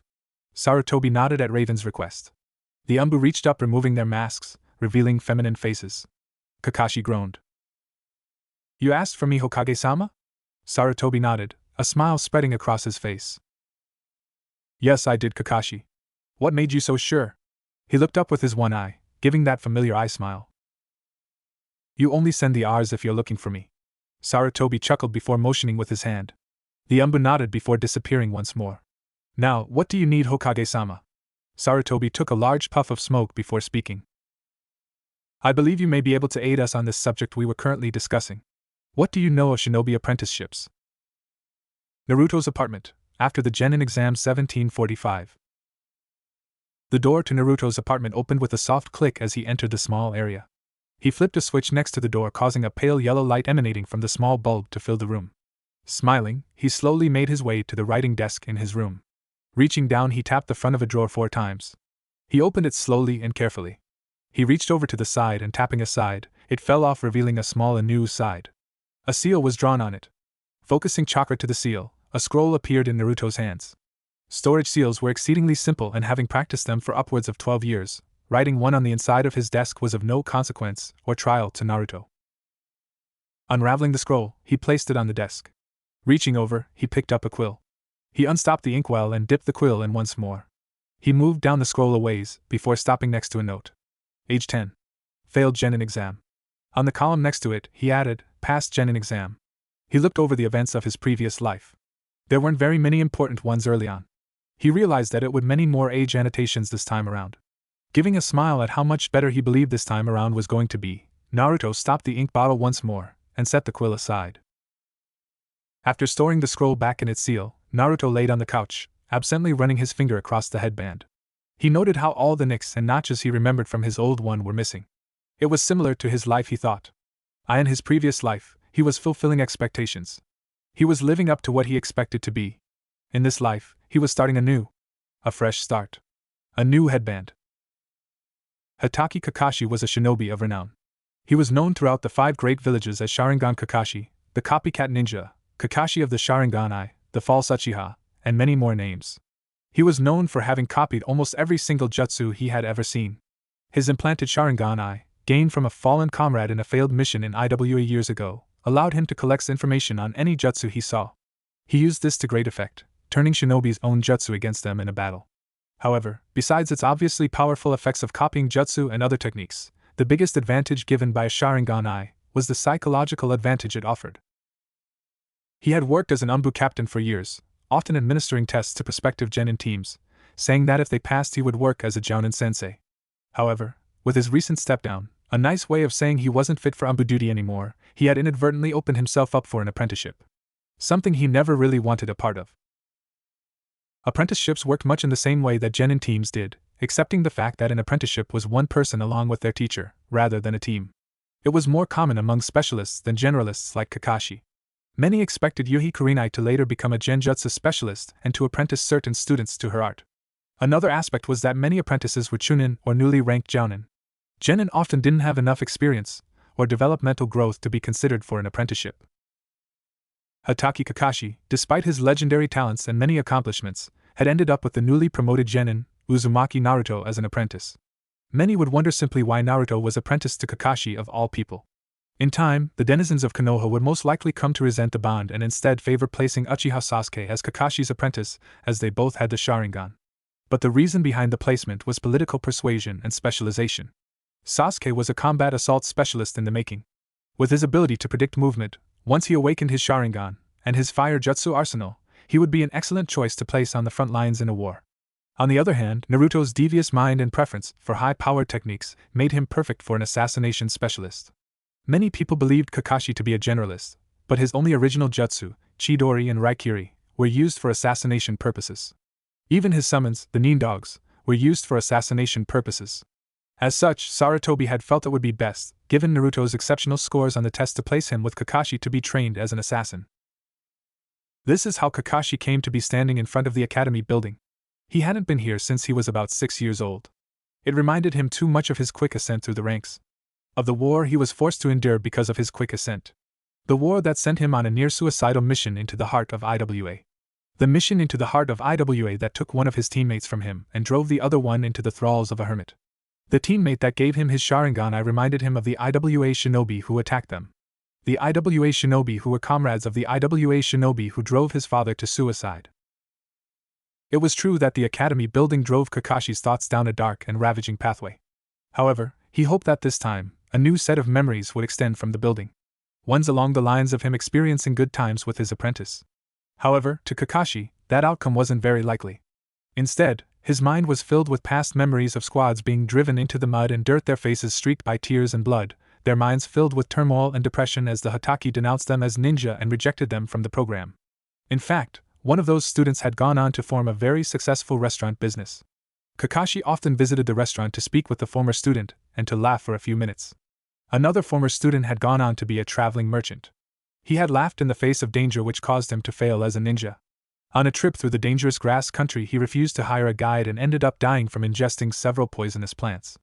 In this collage of memories, Kakashi couldn't remember a single team, or student, who had been up to his standards, and this saddened him. Because for all his showing off and for all his attitude and nonchalance, inside Kakashi was a wreck. He was alone in the world. And even with his little orange books to shore up his emotional wreckage, he still had an empty hole in his heart. Kakashi stepped up to the door of the academy and glanced at the sun in the sky. He was, in fact, early. Thinking quickly of the memorial stone with Obito's name on it, Kakashi turned to leave. It was his duty to pay homage to his fallen comrades. However, at that moment, a moment from his past flashed through his mind.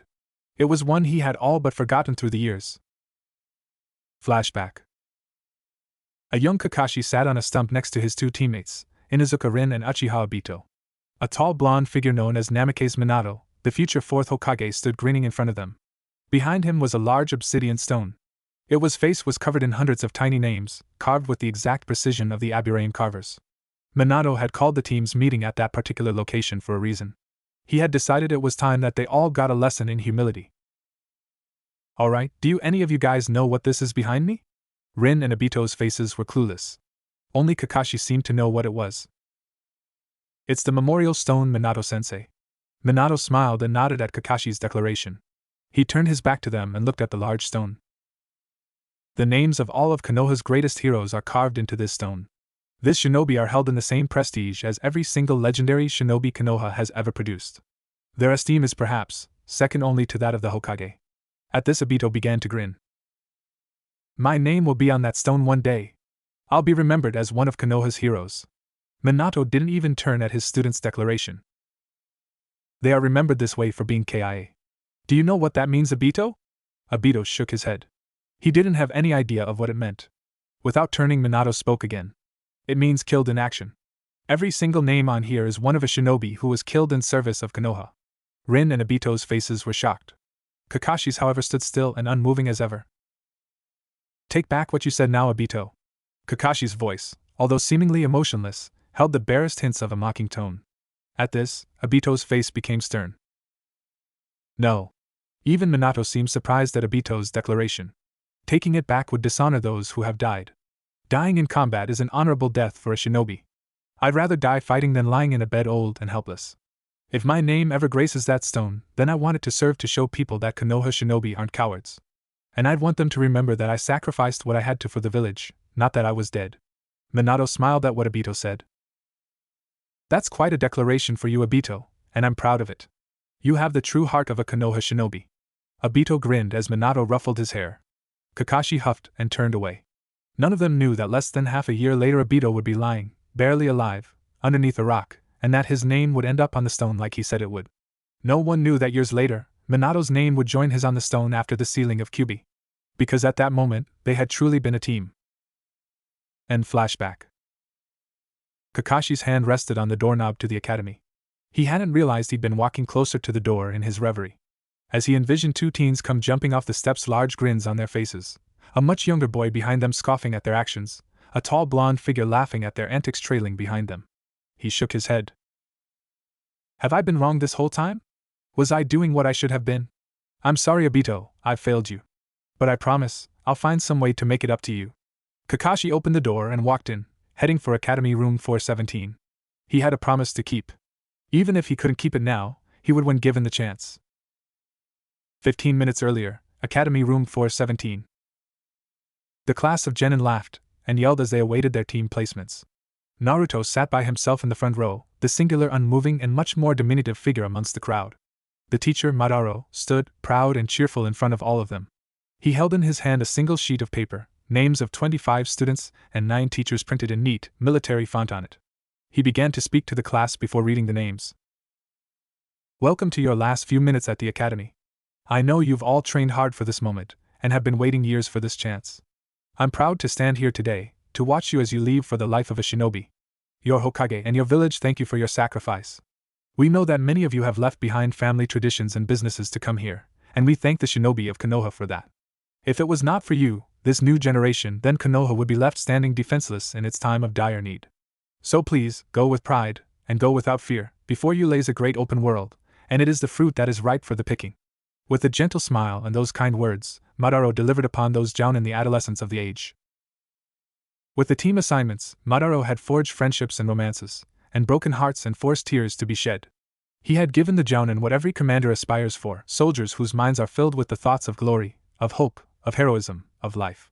What he had not done was given them what every commander needs. Soldiers who are versed in blood and death. Soldiers who can cut a swath through enemy lines, the glistening blood raining down on their bodies, the faces of abject terror staring back at them, eyes slowly glazing over in a blank film, their blood slowly cooling into a miasma of flesh and death, all the while, their eyes kept straight forward, never blinking, their minds untouched by the multitude of death that threatened to engulf them. No, Madara had unwittingly driven 7 of those genin to their deaths. Their first C-rank missions, they rushed headlong into the fray, hopes of glory filling their wits, leaving no room for sense. They were cut down in a glint of steel without a second thought. And of the remaining 18 genin, he had driven 3 to suicide. Unable to bear the horrors of true war, they committed suicide on the field, their friends and commanders bearing the grim visages of forced acceptance. And of those remaining 15 genin, he drove 2 of them, kunoichi, to a fate worse than death. Their minds, and their bodies, were tortured, raped, carnal pleasures to beasts most would not bestow the title of man upon. They would be ravaged in such a manner for hours without end, until their teammates finally reached them amidst the blood and gore. And in the rage, those beasts would be cut down like pigs in a slaughterhouse, their unworthy blood splattering the floundering kunoichi. And in their grief, the teammates would fail to notice that although their tears absolved the bodies of the victims of the horrible torturous things they were put through, their spirits had already departed, destined for something far beyond what the living comprehend, the scars of their lives borne upon their broken bodies. And of the 11 remaining genin, 1 would simply falter after the death of one of his teammates while attempting to rescue the 3rd from the vile creatures that tortured her even as she cried out for terrible mercy. And of the remaining 10, 9 would go on to become successful shinobi. The 10th was Uzumaki Naruto. One who would go on to live in legend, or so he wished. Naruto watched as the new genin left with their sensei. He knew in his heart many of them he would never see again. And as they slowly drifted away, eventually it was just him and Madara left in the room. Naruto expected Kakashi would be in soon. He could sense him outside. Madara sighed and sat down at his desk. Naruto just patiently waited. About half an hour later the door opened and Hatake Kakashi poked his head in, his single visible eye crinkled upwards in an expression of joy. "Uzumaki Naruto?" he asked, looking in the direction of the only student in the room. Naruto nodded slightly at Kakashi's question. "Good. Now then, I would like you to meet me tomorrow at 0600 hours sharp at Training Grounds 9. And don't be late." With that jovial jaunt of cheer and spring, Kakashi closed the door, giving a nod and a wave to Madara. Naruto just sighed and stood up, stretching. He grinned with relief at the popping of his joints. He had till tomorrow to prepare for whatever it was Kakashi had planned. Perhaps this time, he would receive better training without the Uchiha there to interfere. However, a frown crossed Naruto's face. Kakashi was not restricted to training just him. In his time off he could be training the Uchiha if he wished. He sighed. There wasn't much he could do about it. Kakashi still knew him as an idiot here. Perhaps it was time that the Naruto that they perceived finally began to mature. Giving Madara a friendly wave, Naruto walked out the door of the nearly empty classroom, leaving Madara all to himself in the now studentless academy. As he walked out the doors, a wind whispered through the academy. Carried on it was the laughter of a class of 26 academy students, each one only 10 years old. As the wind passed by Naruto, he felt the slight warmth it held. Taking a deep breath, he kept walking. "I'll be there for you guys this time. It won't happen again."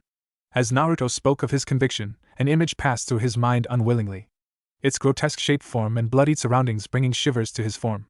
The image was one of his friends lying in heaps of organs and bloodied flesh, the red ooze still seeping from their cooling bodies. And standing over their massacred bodies was the image of one man Naruto swore to kill. As the figure stood over the corpses, he began to laugh.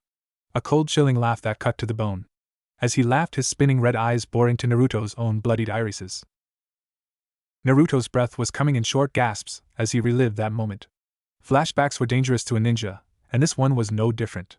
Steeling himself, Naruto kept going, heading for a training ground where he hoped to find a certain man. His body's strength and muscle tone was pitiful, and he felt it was time he began correcting the mistakes of his past life. Nodding his head at his unspoken declaration, Naruto broke into a light jog as he headed towards Training Ground 4. The future training ground of Team 18. Better known as Team Guy. Hatake Kakashi stood outside 2 large oaken doors. Inside of the doors was the office of one Sarutobi Sasuke, the 3rd Hokage of Konoha. Kakashi needed to talk with somebody, and he felt the Sandaime was the one who would fill that role the best. One of the guards standing next to the door, without turning, spoke to Kakashi. "The Hokage will now grant an audience to you, Hatake-san. Please enter." Standing, he nodded. Opening the doors, he slowly entered. Behind a large desk sat the old Hokage. He looked up as Kakashi entered, small wisps of smoke rising from his pipe. "Ah, Kakashi? What brings you here today?" A rare smile graced his face as he stood, stacks of pipe slightly obscuring his form. Kakashi walked over smiling, and bowed to the Hokage. "Hokage-sama, I wish to speak to you about matters concerning my new." He paused for a moment, seemingly at a loss for words. "Apprentice." The Sandaime nodded. He had expected this. He walked towards the door, motioning for Kakashi to follow him. Come, Kakashi. I believe you and I have much to discuss, and this empty office is not the best place to speak of such matters. As he spoke, he left the office, Kakashi following after him. In a small dark room, beneath a maze of tunnels and dark things, a man with a single eye and a single arm swore as the seal inscribed on his wall dulled in color, returning to black from his previous bright red. In addition, a minuscule seal, inscribed near invisibly on the inside of the Hokage's desk, also dimmed in color, the sound in the underground room still echoing with the words of the Hokage. The Hokage slowly breathed in the tobacco-laced smoke, allowing it to fill his lungs with its pleasant addicting taste, letting it permeate his body. Letting out the smoke-laced breath, he turned his head towards Kakashi as they walked down the village streets. Now, Kakashi, what questions concerning Naruto do you have? Kakashi looked at the Hokage for a moment before speaking. Why me, sir? Why was I chosen to be the Uzumaki's master? Wouldn't someone like Enko be a better choice? She's more of an assassination battle-cross than I am. At this, the Hokage held up his hand. You misunderstand his position, Kakashi. Naruto is not going into form of generalization at this time. He is training to be a full-time assassin. Later, I will consider him for a frontline fighter, but for now, he will be trained as an assassin, under your tutelage. Kakashi nodded, his face still holding traces of doubt. Why make him an assassin, though? He doesn't seem to be one for the quiet and discretion assassination requires. He has an incredibly large chakra capacity too, which also makes for a frontline fighter. The Hokage nodded. He had encountered this resistance before. His chakra capacity is one of the reasons he is perfect for assassination.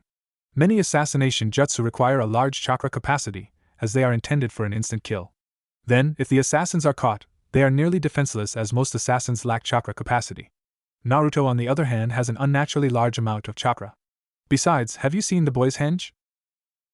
The henge was a fairly basic ninja technique, alongside the kawarimi and bunshin jutsu, was taught at the academy. The henge worked by expelling a visible wall of chakra. This chakra was molded to shapes and colors and projected an image. Most henges were of someone the same size, or of a larger size than the user of the jutsu. An advanced henge involved transforming into something small than yourself. This was because you had to create a bubble of chakra that deflected light around yourself, causing you to disappear, while still allowing a small portion to reflect the image you wished to create. Kakashi shook his head. He didn't see how a henge could be anything special. No, sir, I haven't. I understand that it can be held for a long period of time? The Hokage just smiled knowingly. Not exactly, Kakashi. His henge actually forms a solid being. The Hokage's words were spoke like they were typical everyday conversation. Now, many people would wonder exactly why a solid henge was such a big accomplishment. After all, ninja could make solid clones of themselves. Why was a solid henge such a strange thing? The thing about clones was they were an exact copy formed out of solid, or near solid chakra construction. They were often formed by the use of a medium as a chakra conductor, such as water, earth, leaves, or like the fabled Inazuma, lightning, bunshin, electricity. A henge seemed to be basically the same principle, only with focusing the chakra in a new form. This is exactly what made solid henges nearly impossible. Normal henges consisted of the chakra pushed outwards, or simply flowing around a person. But a solid henge required that the chakra form itself into a solid form of just a mental image. The chakra actually had to become real flesh and blood. A solid henge, if cut, would bleed. However, forcing chakra outside of your body, while drawing in enough natural chakra to cause it to become a real being, was something special. Kakashi's eye widened at the mention of that. A solid henge was not unheard of, but it was considered nearly impossible to learn, even harder to perform, and beyond impossible to recreate after the first shinobi, one of the 12 chakra sages, who ever created it. And here, a boy only 10 years old, had recreated a technique created by one of the 12 founding shinobi. You're serious? The Hokage nodded. Kakashi just shook his head and started counting the gods he had to thank for giving him such an incredibly promising student. Now, Kakashi, before I actually let you go to teach the boy, seeing as how you're very excited by that prospect, I would like to discuss your use of Chidori and Raikiri as assassination techniques, and your possible thoughts of teaching them to Naruto. Kakashi nodded as the Hokage began to speak. In the shadows of a nearby food stall, a man quietly enjoying his onigiri was taking notice of every word that he could. However, he heard no mention of the Kyuubi, and he couldn't quite catch the name as it was spoken in hushed tones. However, the mention of an incredibly powerful technique recreated by a young boy was an interesting prospect. He finished his onigiri and green tea before politely excusing himself. As he left the stall, a slight wind ruffled his sleeve, allowing one to catch the barest glimpse of a large tree tattooed on his left bicep, its roots extending along his muscles. Meito Gai was renowned far and wide as a true master of taijutsu. Although he could use chakra, he rarely utilized it, instead favoring to use hand-to-hand techniques. His body was toned to a point of near perfection. It was said his strength could almost rival Tsunade's monstrous strength. If Gai's control were placed on the same level, his punches would be the most devastating in the world. However, years of strict physical training had diminished Gai's chakra control, and as he had begun focusing on physical strength at a rather young age, he had neglected to grow his chakra capacity during the years in which he would have the highest level of growth. Although he utilized very few chakra techniques, that was not to mean Gai was not proficient in the ones he did use. On the contrary, Gai had the few techniques that he did use down to a near art form. It was said, even with his minuscule, in comparison, chakra capacity, Gai could summon the boss of any summoned contract with chakra left to spare. This was not simply due to control. Gai had altered the technique in such a way that enabled him to perform such amazing feats. No one quite understood how Gai did it, but then again, no one understood the summoning technique either. No one understood Gai for that matter either. Gai was also one of the jounin who were lucky enough to have taken genin teams under their wings. Gai's teams was Team 18. It consisted of Rock Lee, Higurashi Tenten, and Hyuga Niji. Rock Lee was nearly a carbon copy of Gai. He wore the same green spandex training suit, and had the same black, bowl-cut hair, and the same disturbingly sized eyebrows. He was unable to use chakra due to a defect in his chakra system. The defect caused his system to systematically eradicate any of the small amounts of excess chakra that he produced. This led Lee to become a taijutsu specialist, much like his sensei. Higurashi Tenten was the second student of Meito Gai. Tenten helped in running the Higurashi weapons store, located in the market district. The main head of the store was her father, a retired Tokubetsu jounin, Higurashi Mudi. Tenten specialized in the use of weaponry, both long and short range. She was also one of the few shinobi who could use some of the more exotic and foreign weapons to at least a small degree of proficiency. These range from sickles, to knives, to scythes, to maces, to ball and chains, to clubs, to many other manners of weapons. However, Tenten's weapons proficiency had cost her in her other skills. She knew very few ninjutsu, and knew almost no genjutsu. Her taijutsu was very weak, relying almost solely on weaponry. However, the techniques that Tenten did know were used to devastating effect. She had also mastered, to a small degree, a few fuinjutsu, mainly the storage and transportation seals. The last student of Meito Gai was Hyuga Niji. Niji was the son of Hisashi, the twin brother of Hayashi, the head of the Hyuga clan. Niji was a member of the branch house of the Hyuga clan. As his father's life was sacrificed under extenuating circumstances that Niji was not privy to, he had come to blame his misfortune on the main house, and his cousin, Hinata. Niji was a genius of the Hyuga style, the Juken. Although he had great skill concerning his taijutsu, and his bloodline, the Byakugan, he was hardly proficient in any ninjutsu, or genjutsu. Meito Gai was chosen as their sensei as he could draw out Tenten's and Niji's taijutsu abilities, while aiding Lee. However, they were neglected in other fields. Gai had been thinking of ways to help them overcome this disadvantage. The only solution he could think of was to ask his eternal rival, Hatake Kakashi, for assistance regarding jutsu training. However, Gai's pride and flames of youth would not allow him to do such a thing. Gai had been sitting on a tree stump pondering this question while his students sparred in another area of the training ground. It was this sight that Naruto encountered as he approached Gai's team. Gai sitting on a stump, while his students sparred. Naruto did a double take as he noticed Gai's team sparring.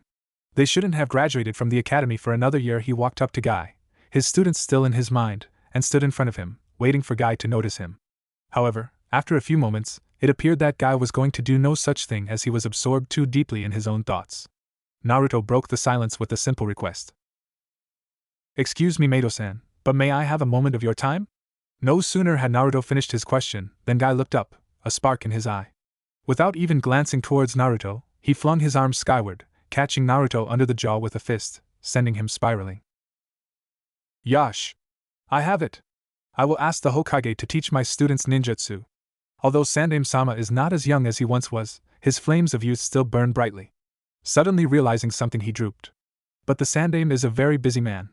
He will not have the time. Oh well, back to the drawing board. During his outburst, Gai had caught the attention of his students, but that was soon distracted by the small child sailing through the air. Lee had been in the process of initiating a Konoha Senpu aimed towards Niji at the time. However, Gai's outburst caused him to change his course, and he had already committed to completing the move. As such, he couldn't stop it.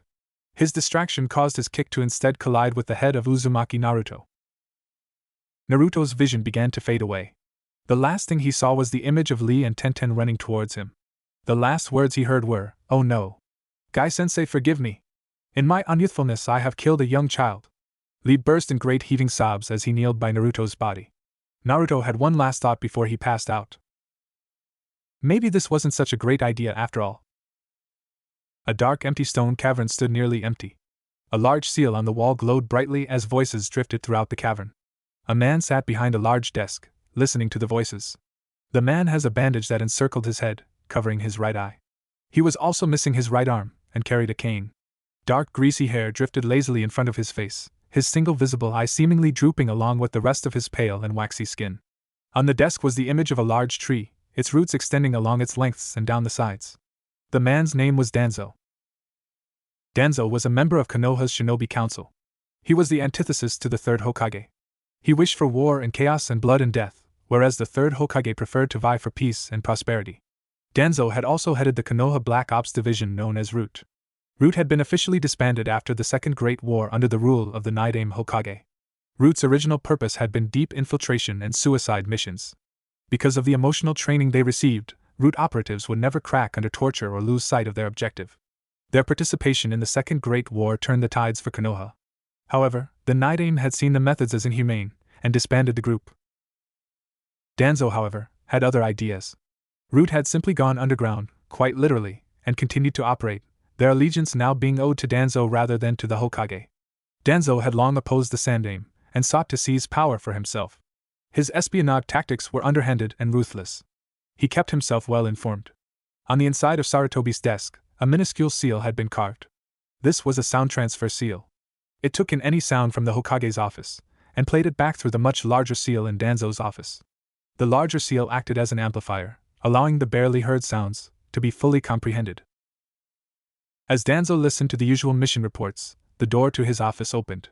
Barely even turning his head to regard the man standing in the doorway, he spoke. "What do you have to report?" His voice was low and meaningful. No syllable was wasted. It was also greasy and snake-like, slipping and spilling from his mouth, like a dribble of vomit and drool. Despite his mannerisms of speaking, he managed to instill fear, as his words caress you, lulled you into security, promise you sugars and sweets, and a nice place to sleep, before its fangs sunk into your neck. The man made no movement even after being on the receiving end of Danzo's greased words. "I was positioned at a small onigiri stand, just as you ordered, Danzo-sama. As I ate, the Sandaime passed by along with Hatake Kakashi." Danzo nodded. Sarutobi speaking to a shinobi wasn't uncommon, but outside his office it was. He mentioned an apprentice of Kakashi's. And his techniques, the Raikiri and the Chidori. He mentioned assassination and a name. "I apologize, but I was unable to hear the name that he used." Danzo nodded. He waved his single arm, dismissing the ninja who turned and left, the image of a tree visible on his left arm. Danzo leaned back in his chair, speaking lowly to himself. Kakashi taking an apprentice? That is an unexpected turn of events. However, this shouldn't be too much of an issue. As long as before the name was spoken, Danzo noticed the man from before standing once more in the doorway, bowing. What is it this time? Danzo was becoming slightly annoyed at this constant interruption. "I apologize, Danzo-sama. But I neglected to mention an important piece of information. The boy, who will become Kakashi's apprentice, was mentioned having used a henge." Danzo just gave a disinterested stare. "Why should I care? Any student strong enough to become an apprentice is able to perform a henge."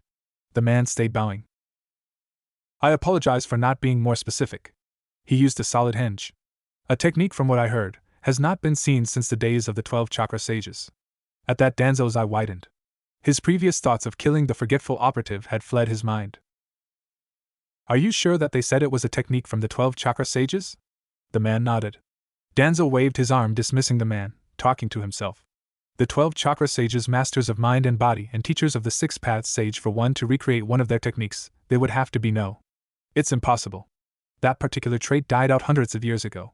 Orochimaru's experiments couldn't even get it to work. Danzo was left to his rambling as he reached out a hand and withdrew chakra from the seal on the wall, diminishing its glow, and reducing its glow.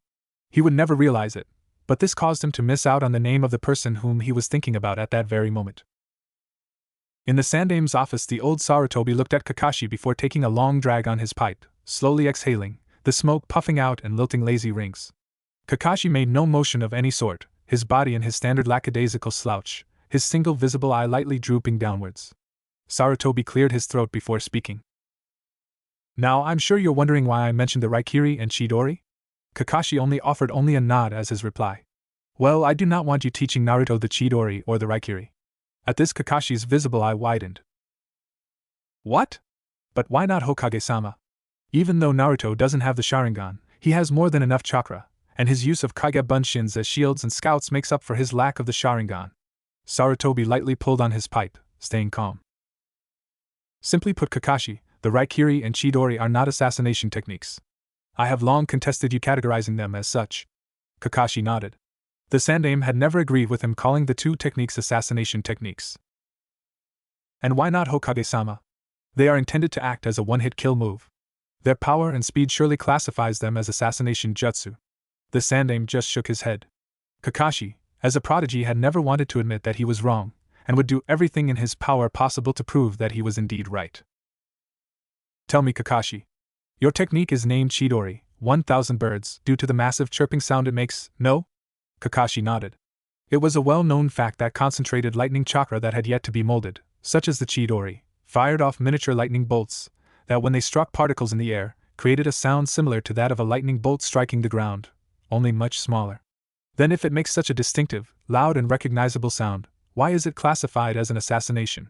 Anyone who heard the noise would instantly know what it was, not to mention its volume. Kakashi nodded under the Sandaime's evidence. He had never truly considered the implications of using the jutsu, just the effects that it caused. Are you Hokage-sama? Perhaps he could use them under other situations? The Sandaime chewed on the end of his pipe for a moment. I wish for you to teach him the theory and applications behind the Raikiri. I believe Naruto could learn greatly from the usage of elemental manipulation. I also wish for you to work with him on his elemental alignments.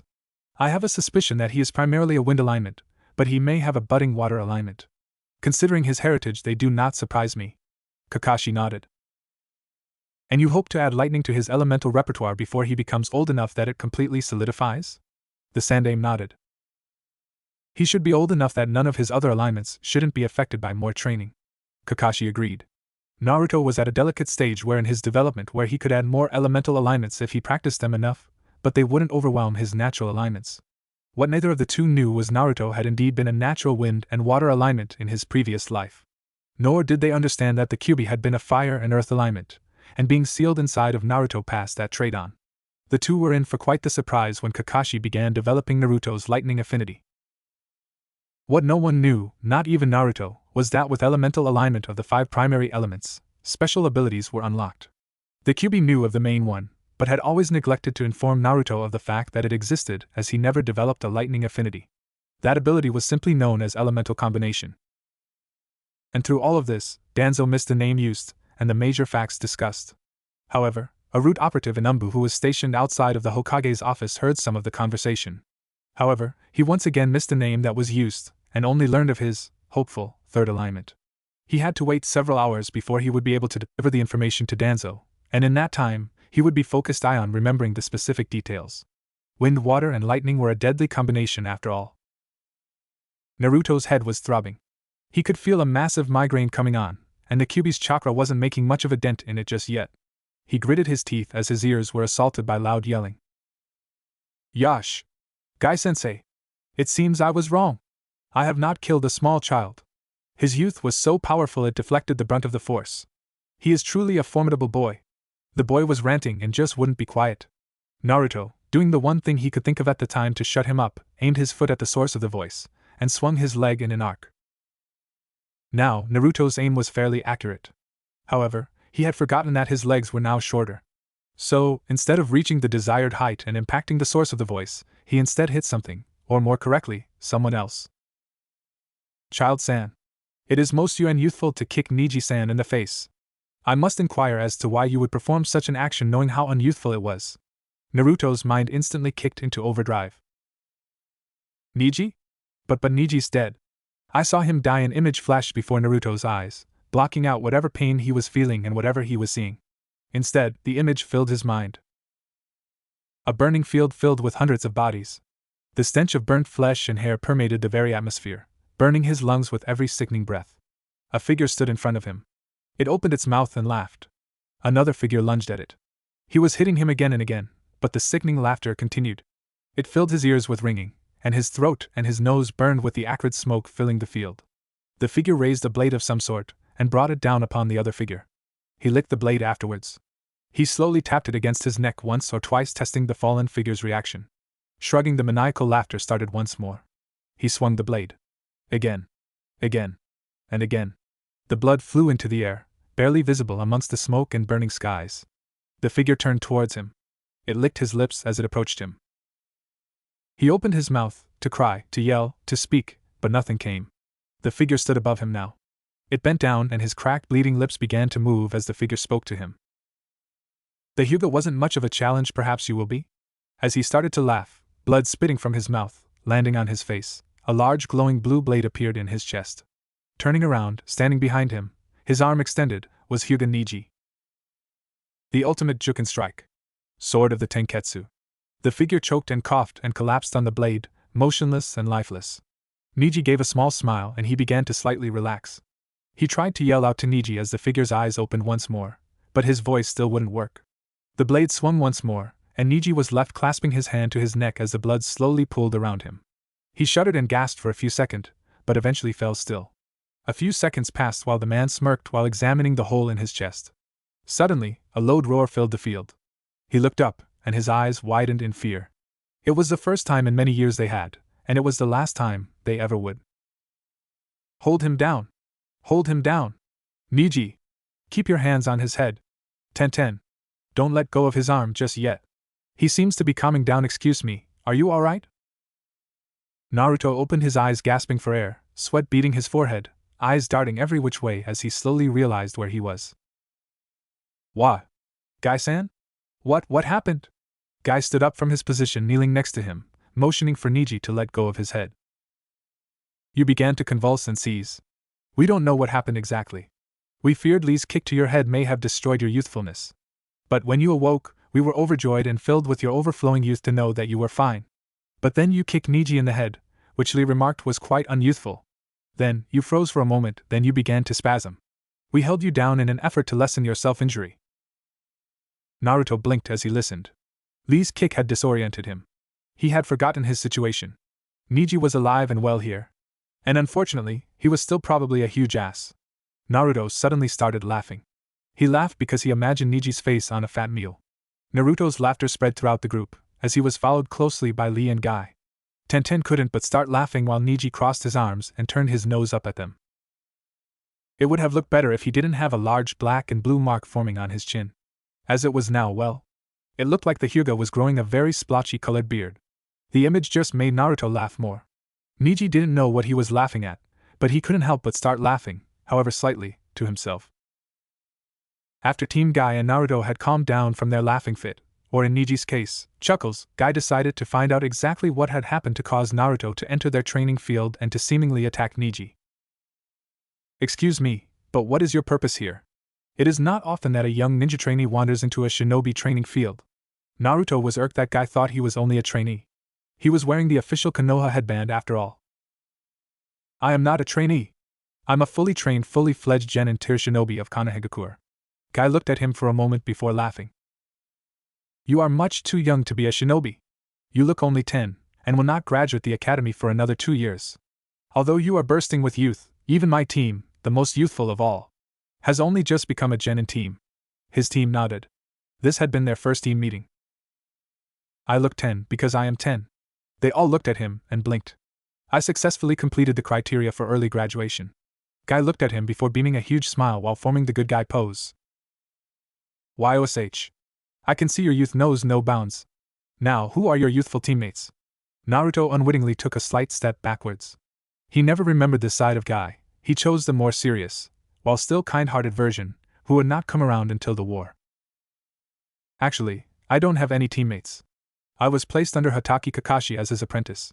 Gai paused, and blinked for a moment. My eternal rival Kakashi has taken on an apprentice who graduated early from the academy? Naruto nodded slowly, trying not to draw attention to himself. You must be entirely consumed by the flames of youth to have graduated so early. Now, what is it that your youthful spirit yearns for? Gai gave the good guy pose, his arm extended giving a thumbs up and a bright smile. His teeth gave off a ping of light. Naruto just shook it off with a shiver. I came to see if perhaps you could help me with physical conditioning. I am currently in a fairly poor physical state, and it is important for a shinobi to be good physical and mental condition. Naruto had long doubted his mental condition because of all the things he had endured. A flash of a corpse flew through his mind unwillingly. This one was clad in a green spandex outfit.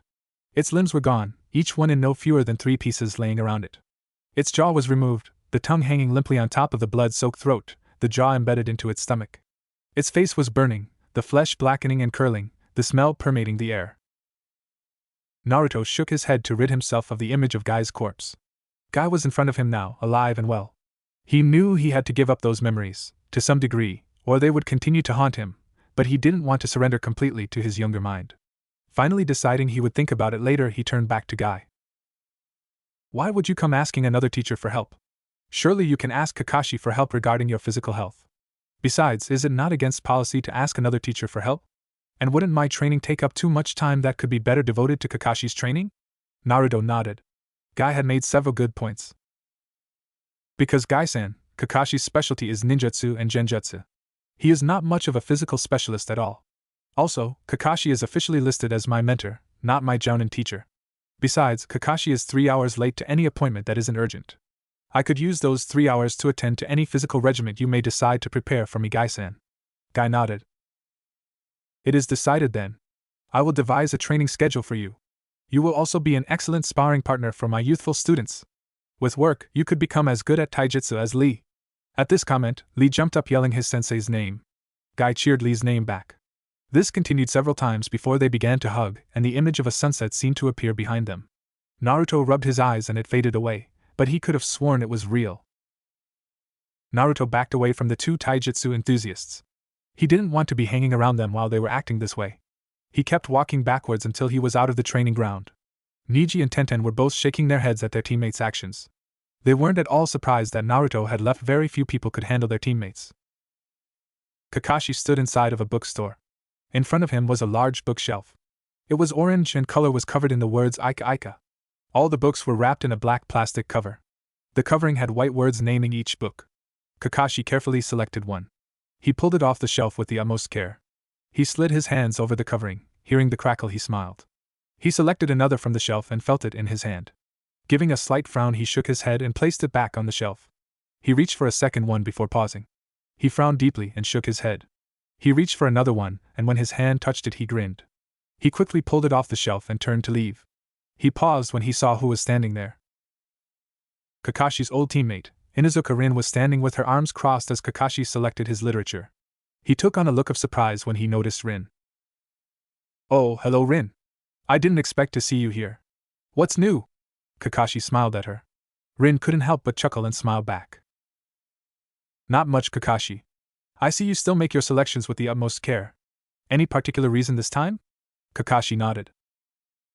They've released several Ika Ika versions with illustrations by the author. I had to make sure the ones I chose contained those extra illustrations. Rin raised an eyebrow at his explanation. And how do you determine which of these contain the illustrations? Kakashi just smiled. Simple. I've memorized the weight of every single Ika Ika volume to be released to date. So I've taught myself to weigh any item I'm holding in order to determine if it contains any additional pages or ink markings. Kakashi smiled again while Rin just sighed. Rin reached behind Kakashi, glanced at the shelf for a moment before pulling off 2 of the books. Kakashi glanced at the covers for a moment. Volumes 37 and 38. Those were quite good. Rin just smiled. I've fallen behind and have to catch up. They don't stock Ika Ika books in Kusa, so I was unable to pick them up. Kakashi nodded. Rin had been undercover for about 7 months now, and had just been recalled. Wait till you reach volume 41. Kakashi giggled and blushed as he thought of the book. Rin just shook her head. You're way too addicted to these books, Kakashi. I agree, they are very well structured, and their characters are amazingly lifelike, but the sex scenes are amazingly improbable. Kakashi waggled his eyebrows at Rin. Do you want to test that theory? Rin just laughed and punched Kakashi's shoulder. Kakashi, how many times do I have to tell you, I'm not interested in you like that? Kakashi nodded. He was never really serious about chasing after Rin.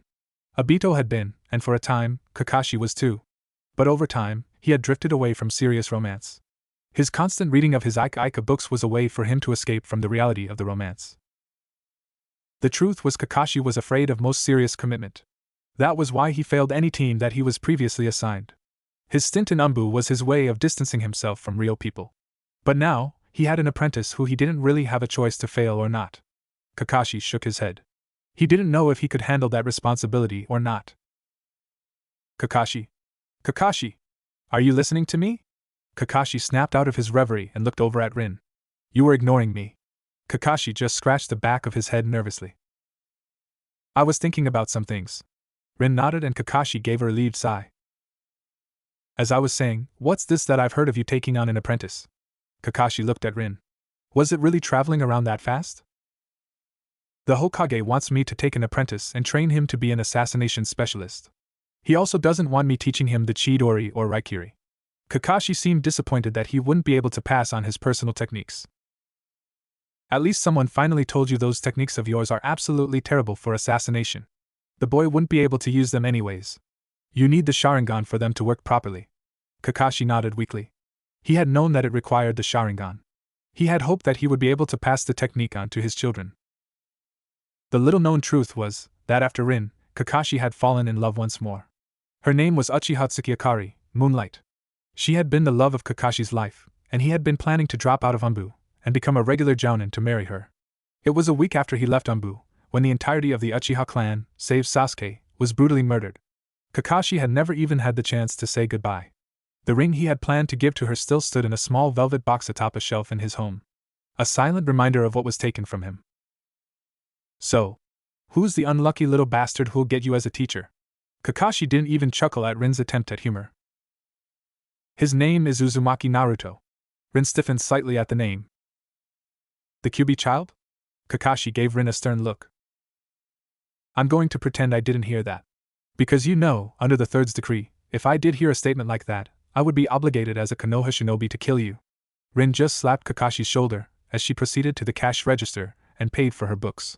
Kakashi followed behind her likewise. Oh, lay off it, Kakashi. There aren't any Umbu members around, either is the kid. Anyone here already knows what happened that October 10th. It isn't like the Third actually enforces that silly little decree. But really, the excuse me, Uzumaki brat? He isn't anything special. I've seen him before. If he amounts to anything, it won't actually be on his own merit. Kid's too dense for anything other than a stand owner. Kakashi was gaping behind his mask.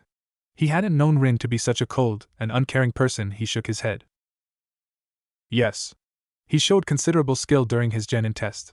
He actually managed to graduate 2 full years early. He'll go far. He's built for assassination.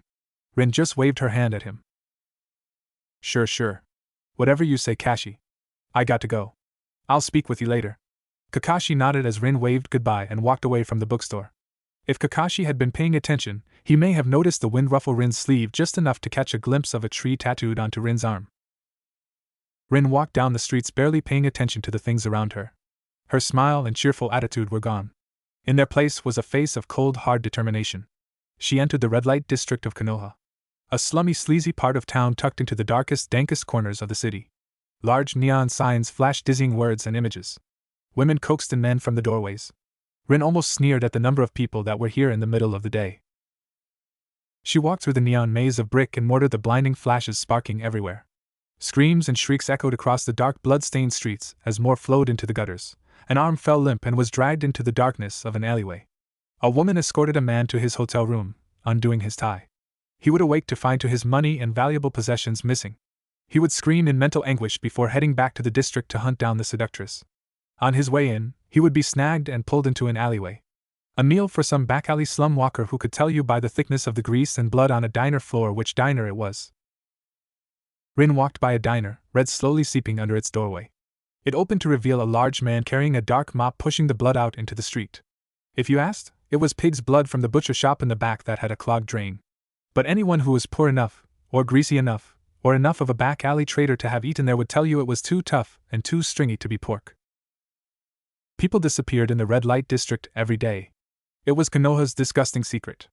Every village had a place similar, but only Konoha's had grown so large and fat that it was beyond the grasp of the law. As she walked, a hand lurched from behind a wall attempting to grab Rin. A flash of light later and it withdrew with a shriek of hand, the first joint of its fingers laying on the ground. Rin approached a particularly sleazy diner and opened the door. Inside stood a thin, wiry man wiping his hands on a brown cloth. His teeth were rotted and yellow, and his hair wiry and gray. His smock was spattered with blood and dirt. He glanced at Rin. "I suppose you'll be taking the special again?" She merely nodded. "Alrighty then. Bark rot soup comin' right up." He ducked behind the counter grumbling about not being able to find a bowl. "Be a dear and go in the back and fetch a clean pot, will ya? I'm fresh out up here." Rin nodded once more, walking through the swinging door that led to the kitchen. Once inside, she walked over to the wall that held the shelf that held the pots. Pulling one off the wall, turned with a groan to reveal a dark passageway. Rin entered and replaced the pot through a piece of wall that could be removed. The wall swung back and melded seamlessly into the grease pit. It was Konoha's best-kept secret. Their disgusting bloodworks. Their prostitute rings and murder shops. Their red light district. The place where the Root Umbu headquarters was located. Danzo sat in his small underground office. An odd moss growing around the room provided the only dim illumination. He sat slightly hunched over, his cane leaning against the desk. He shuffled a few papers before sighing. He was waiting for his informant to arrive. He looked up quickly as the door creaked and swung open. He watched impassively as the figure of Inuzuka Rin entered. During Rin's undercover mission to Kusa, a Root member had caught her. He had placed a seal at the base of her skull. A seal that sent chakra strings into the spinal cord. The seal was a puppeteer seal.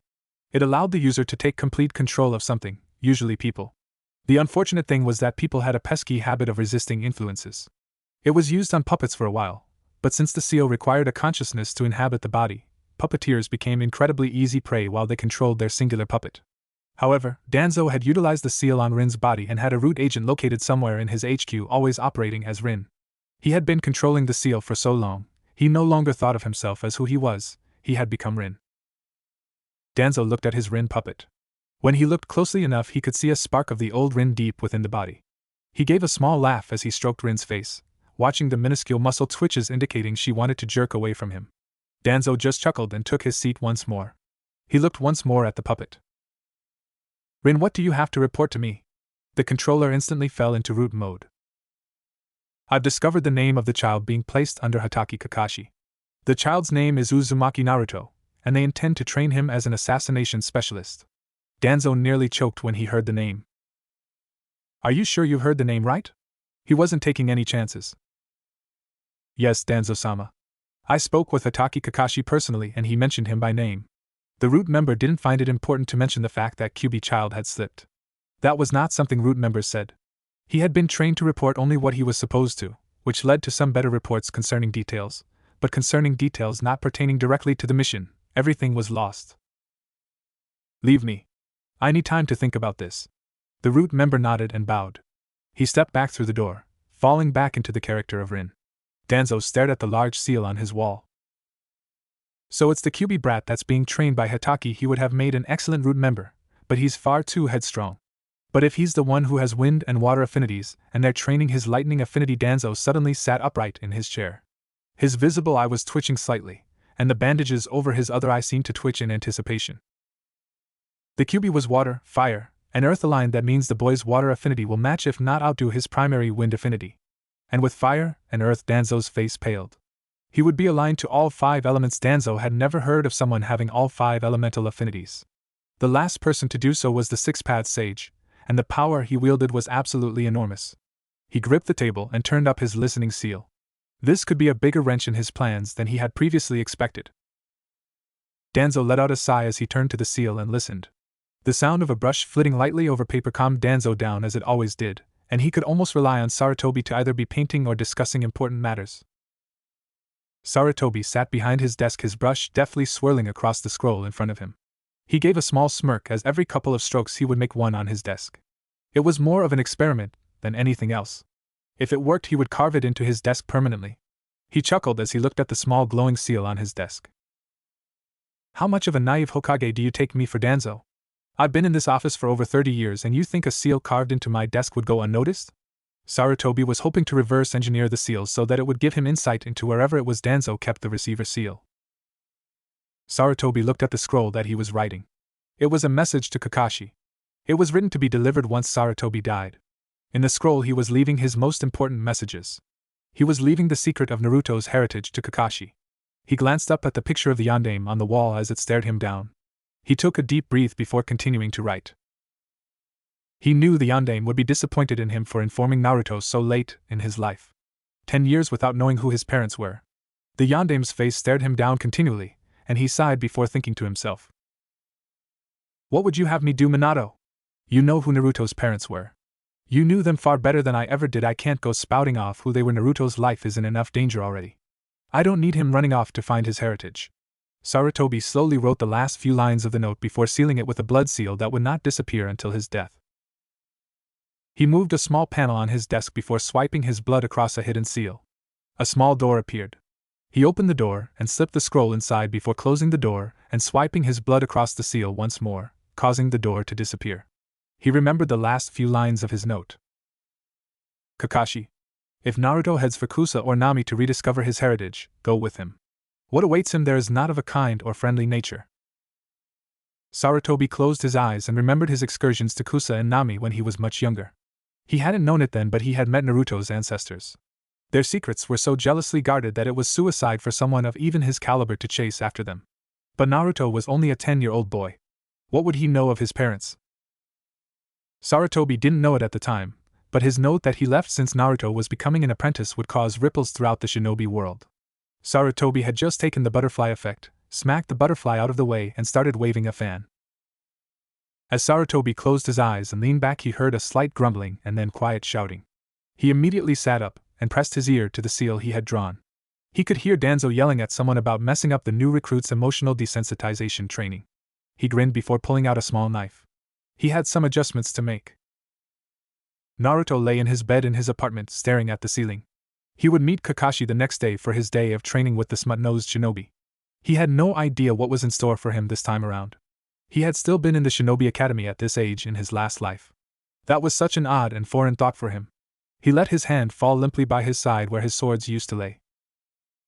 He frowned as he remembered the familiar weight of his Zanbatsu. He had started off with just a standard Zanbatsu, but it hadn't been anywhere near the quality that he had needed. He had eventually returned to Wave to claim Zabuza's Kubikiri Hocho. However, he had discovered that an odd boy with the ability to transform into water had taken it.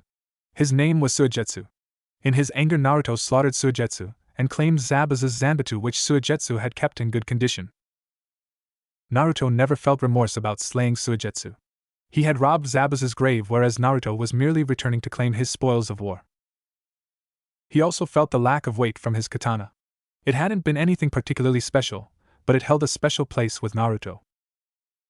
And lastly came the light swinging weight of the hilt that used to hang on his belt. He didn't know where it was, but he knew where it would be in 5 years.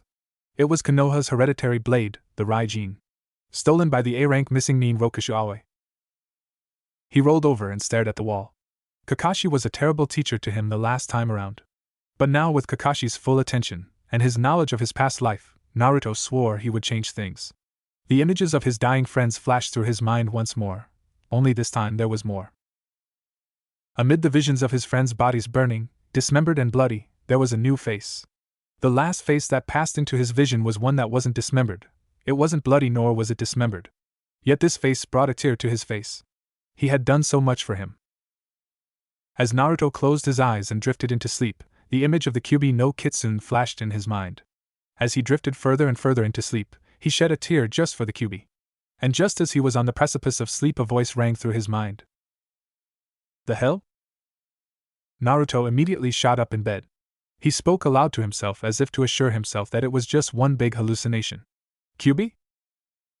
To his surprise and astonishment, he was answered. Kit. What the hell happened? Why am I back here? Naruto couldn't answer Kyuubi. All he could do was blink his eyes in astonishment. The Sandaime Hokage grinned as he began writing in a long scroll. He had finally been able to start compiling evidence against Danzo. However, routing Danzo from Konoha and destroying all remnants of Root would be an immensely difficult task. It would take careful planning and even more careful execution. Sarutobi ran his hand over the desk and Danzo's quiet talking filled his office. He was discussing orders with a Root member who was being sent as an undercover agent to IWA. Sarutobi listened as he instructed him to meet up with the other Root plants. It was here that Sarutobi learned of a greatly kept secret. IWA was the most unfortunate of all the 5 great countries. They had just instated their Rokudaime Tsuchikage. No other great country had had so many Kages. But what Sarutobi overheard was most distressing. Iwa's son named Tsuchikage, a short and old, but extremely powerful shinobi, had been assassinated by one of Danzo's root members. The Yandamed Tsuchikage was a root plant sent there specifically to use IWA for whatever reason was necessary. However, the Yandamed Tsuchikage was quickly, and very quietly, removed from office. In his place rose the Godamed Tsuchikage. Danzo, displeased with the fact that the Godamed Tsuchikage was more peace-loving than the former Tsuchikages, ordered him to be assassinated. However, in the midst of the assassination attempt, the assassin was murdered. Then the Rokudamed Tsuchikage rose to power. No one really knew what he looked like. When he appeared in the morning, the Godame's body hanging bleeding and dismembered from the Tsuchikage tower, he was wearing a large straw hat. His body was covered in a bulky robe. His voice was soothing and a mellow baritone. He had followed the tradition of new Tsuchikages by accepting any challenger who wishes to contend for the title of Rokudamed Tsuchikage. Every challenger lasted no more than 30 seconds. No one knew exactly how he did it, but the new Tsuchikage killed them with disturbing ease. The medical shinobi determined that all 7 challengers died because of a burst heart. The Rokudame had gone unquestioned from that point onwards. The Rokudame quickly set about to transform IWA from the poor agricultural society it was, into a powerhouse. Iwagakure was hardly anything like a shinobi village. It was ramshackle huts and lean-tos built crudely out of earth and stone and what little wood could be found in the barren lands of IWA. The Rokudame transformed the Tsuchikage Tower first. It went from a small 3-story building to a towering stone monolith. It was humongous. Its base spread nearly 5 times what Konoha's Hokage Tower did. The Rokudame then built it upward, several hundred feet into the sky. He purposefully modeled it after the Hokage Tower. He was using their hatred of Konoha to fuel their pride. The Tsuchikage then began greatly expanding Iwagakure by annexing small villages that lived just at its edges. He then began constructing enormous walls around the newly enlarged city. He split the city into 4 sections. The northern quarter was the market quarter where all shops and vendors were located. The west quarter was the shinobi residential quarter. It was similar to the east quarter, which was the civilian residential quarter. They both housed all of their respective kind. The southern quarter was the industrial quarter. IWA was at the forefront of metal smelting due to the enormous ore deposits located in their mountains. The industrial sector was filled with refineries, forges, and blacksmiths constantly pouring out metal works. The Rokudame located the Ninja Academy 3 miles to the south of Iwagakure. It was less of a school and more of a compound where all prospective shinobi lived and trained before becoming genin. The Rokudame was ruthless when routing all crime in the city. The first thing he did was removing any resembling a red light district. There were still sales of alcoholic beverages in the market sector, but no bars or stalls where one could sit and drink. Food vendors were allowed, but the primary item had to be food.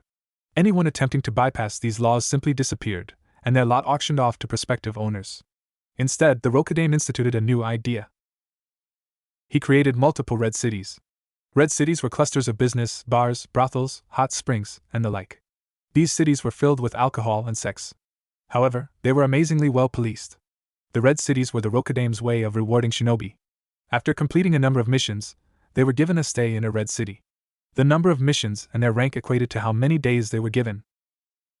Since the cities were populated by shinobi, prostitutes, and bar owners, fights occasionally broke out. In one instance, a shinobi attacked a prostitute who was off duty for not submitting to him. He attempted to rape her, but was stopped before he had even reached her. The other shinobi in the town greatly respected everyone who ran the red cities and despised anyone who harmed them. They worked for their stay, and wouldn't let some stupid ruffian screw it up. In effect, the visitors of the red cities were its police force. The Rokudame also set about extending more opportunity to the poorer farmers spread out in IWA. He offered them chances to send their children to the Shinobi Academy, or to become workers in the industrial sector. Those who stayed as farmers were visited by genin as D-rank missions to teach them to use simple doton jutsu to plant and plow more quickly and to improve crop yield. Overall, the Rokudame Tsuchikage was quickly transforming IWA from a poor rundown country devastated by the loss of the Second Great Shinobi War 15 years earlier, into a major powerhouse in just 13 years. Danzo, however, was displeased with how much control the Tsuchikage was taking in IWA and sent his root to assassinate him. However, his Umbu were quickly killed, and once the Rokudame made them the focus of his attention, the other plants were quickly found and executed.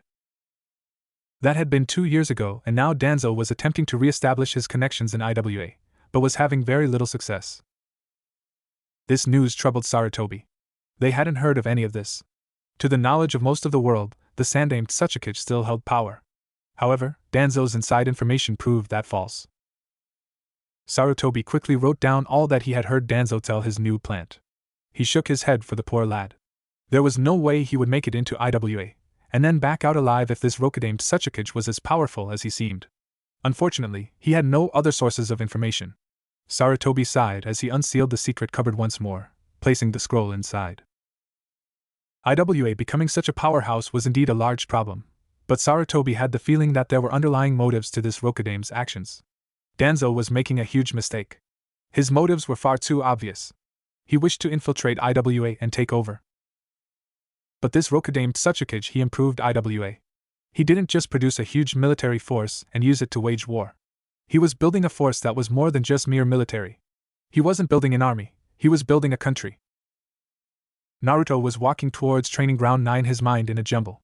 His mind flashed back to the previous night when Kyuubi had suddenly reappeared. Flashback. Naruto sat upright in his bed, unable to comprehend the fact that the Kyuubi was once sealed within him. Kyuubi, is that really you, or am I just suffering from hallucinations caused by this whole time travel ordeal? An echoing laugh resounded throughout his head.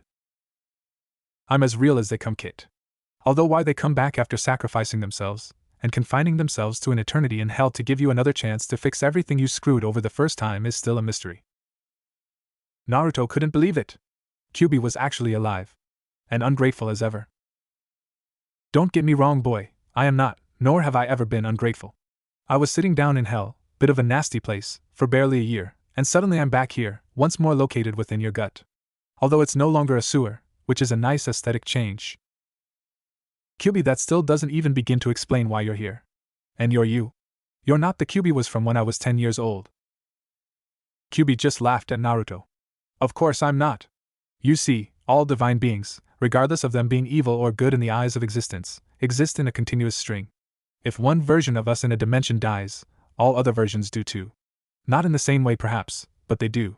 So, when I confined myself to hell, I effectively ended every single universe besides the one to which I transported you. Naruto was gaping at what the Kyuubi was telling him. You mean, we're single-handedly responsible for the deaths of everyone and everything? Naruto was getting pretty depressed over this whole thing. No. They simply ceased to exist outside this singular universe. And they all ended because they all collided at a singular point. When every single universe matches up with the others, the dominant universe begins the universe of origin. The universe from which all others will spring. Also, the rules in the universe of origin are slightly bent, compared to the others. Bent in what ways? Well, you brought me back somehow. Since this is the universe of origin, I was able to come back, and all the other universes are now gone. However, the universes are once multiplying to infinity. This conversation has already spawned trillions upon trillions of universes. Any minute difference anywhere in the world causes another universe to split off. Kyuubi, your kind is starting to get all confusing and philosophical, and whatnot. You're 26 years old, Kit. You should be able to understand it. But regardless, what did you do to bring me back? Naruto thought for a minute, before he realized what might have caused it. Kyuubi. If this is the universe of origin, is it at all possible that gods could interfere with it? Kyuubi thought for a moment. Yes, it is very possible. But I'm a bijou of the highest ranking. They'd been trying to confine me to hell for years, but they'd never succeeded. I've always managed to avoid it. They never expected me to go there of my own free will. It was a nice change, but it gets boring very quickly. Kyuubi, is there any way that a demon can permanently escape hell? Kyuubi blinked before thinking for a long time. He slowly began to respond. Yes, I've heard of a way. Although to my incredibly extensive knowledge no demon has ever been able to accomplish it. Naruto nodded slowly. And what is this way? It is simply to be loved. Naruto blinked. I don't expect you to understand. Demons are demons. We cannot show each other love. We know only what is shown to us. What we are given. Demons are born without emotion. We quickly learn hate and anger from other demons, which stems from the rejection we were shown by humans when we first arrived. We've developed cunning, happiness, greed, and nearly every other emotion, except for love. No human being has ever shown a demon love. Humans have made pacts with demons, but no human has ever actually truly admitted in their hearts, in a way that is undeniable before even the gods. When they admit it, they create a bond between them that is unbreakable, and they are drawn together for eternity. Kyuubi, I think that might be what happened. I was thinking of all my friends last night. And you were the last one to come to my mind. The Kyuubi blinked at the admission. That would do it, Kit. Congratulations. You've become the first person who has ever loved a demon, and the first person to ever pull someone or something out of hell. And the only person to rewrite which universe was the universe of origin. Naruto smiled. He now had a friend who had been with him from the beginning. He smiled as he drifted off into sleep finally, never contemplating exactly what Kyuubi meant when it spoke of love. The Kyuubi sighed as it settled into its former place in Naruto's mind. However, as he watched, the seal seemed to dissipate ever so slightly, causing Kyuubi to blink. Even the Yondame's seal can't overcome the power of love. The Kyuubi snorted. How cliché. The Kyuubi settled in for a night of rest. Taking his mind off of the seal in front of him, that slowly began to deteriorate quicker as Kyuubi descended into sleep. End flashback. Naruto arrived at Training Ground 9 at approximately 8 o'clock in the morning. Much to his chagrin, Kakashi hadn't arrived yet. He most likely would arrive somewhere around 9. Naruto sighed and stretched out on the grass watching clouds drift by. He closed his eyes and breathed in the lightly scented air. He allowed the sun to warm him to his bones, and enjoyed this moment. For years he had been surrounded by death and destruction, and the only warmth he had received was from the blood that coated him as he cut down hordes of enemies aiming for Akatsuki. As he settled into the grass, the grumbling voice in the back of his mind revived itself once more. What do you suppose your training is going to entail this time around, Kit? And who's on your team? Not those disgusting brats Pinky and Duck. Naruto chuckled at the Kyuubi's references to Sasuke and Sakura. I don't have a team this time around, Kyuubi. I've been assigned Kakashi as a mentor this time. Probably as a combat specialist. Makes sense considering my enormous chakra reserves. But now that I have you back now, Kyuubi, my chakra will most likely be very recognizable. The Kyuubi nodded for a moment before coughing. That's very interesting. I never figured the Hatake for a combat specialist mentor. Huh. Shows how much I know about how you need and think. And Kit. There's something you need to know. Naruto listened. I don't have my chakra anymore. Naruto's face became one of shock and horror. What do you mean you don't have your chakra anymore? You're back, aren't you? Kyuubi nodded. Yes, but the time travel technique consumed the majority of it, and my resurrection to this dimension, one where I previously was non-existent, my chakra was near to non-existent, and as such the dimensional transfer eliminated it completely. However, the chakra used to send you here, some of it was absorbed by you, and as such increased your chakra capacity. Naruto ran his hand through his hair while sighing. Damn. So I have even more chakra? The Kyuubi simply nodded. How much of a difference is that going to make in the long run? The Kyuubi thought for a moment.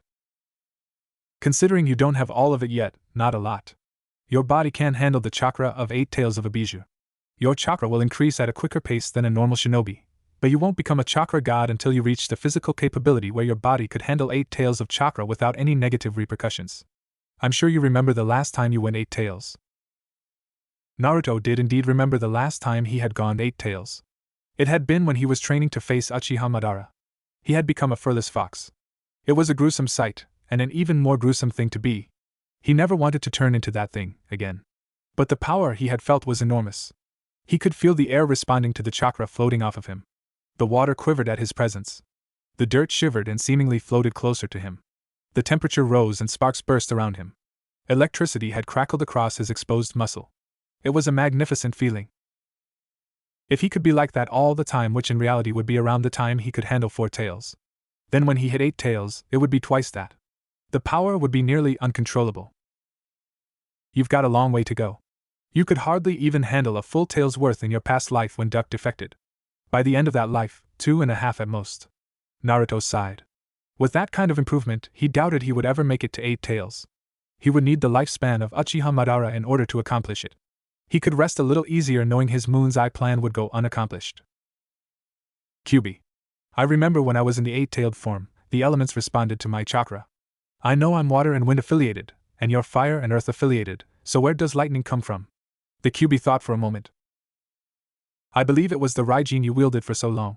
Its lightning powers were carried by your chakra when you wielded it, and when the chakra you supplied it was withdrawn, it carried an elemental affinity, which was eventually transferred to you. Naruto nodded. He would have to consider that more this time around. He glanced at the sun. It was getting very close to the 9. He closed his eyes and basked in the sun, the silence from Kyuubi a welcome one. He idly wondered what Kakashi would do when he arrived. He was also thinking of which excuse Kakashi would use this time around. His thoughts wandered to what Team Guy was up to at the time. Guy cheered as his team engaged in a spar. He was spouting continuously about the flames of youth and their power. However, when Lee, who was spouting the same nonsense, was knocked out by the combined power of Tenten and Niji, they turned on their sensei. Yash! Let us see if your powers of youth compare to my own. Guy may have been incredibly eccentric, but they hadn't taken into account why Guy was a jounin. The Sandaime sat at his desk reading over the daily proposals. He sorted the missions into their appropriate categories, approving the application for Konoha Shinobi to be sent on it. He sighed as he filled out form after form, rejecting proposals with no merit. He sighed as he read over the Chunin exam invitation. He had rejected the proposal from 6 months ago for Konoha attending the exams in Kumo. He had been informed that Suna and IWA had also declined the invitation. As such, the Chunin exams would commence with smaller countries and Kiri attending. Anyone promoted wouldn't be regarded as an official Chunin as they weren't approved by 3 or more of the Kages. They could, however, be promoted internally and practice their skills with B-rank missions. The next Chunin exams would be held in IWA.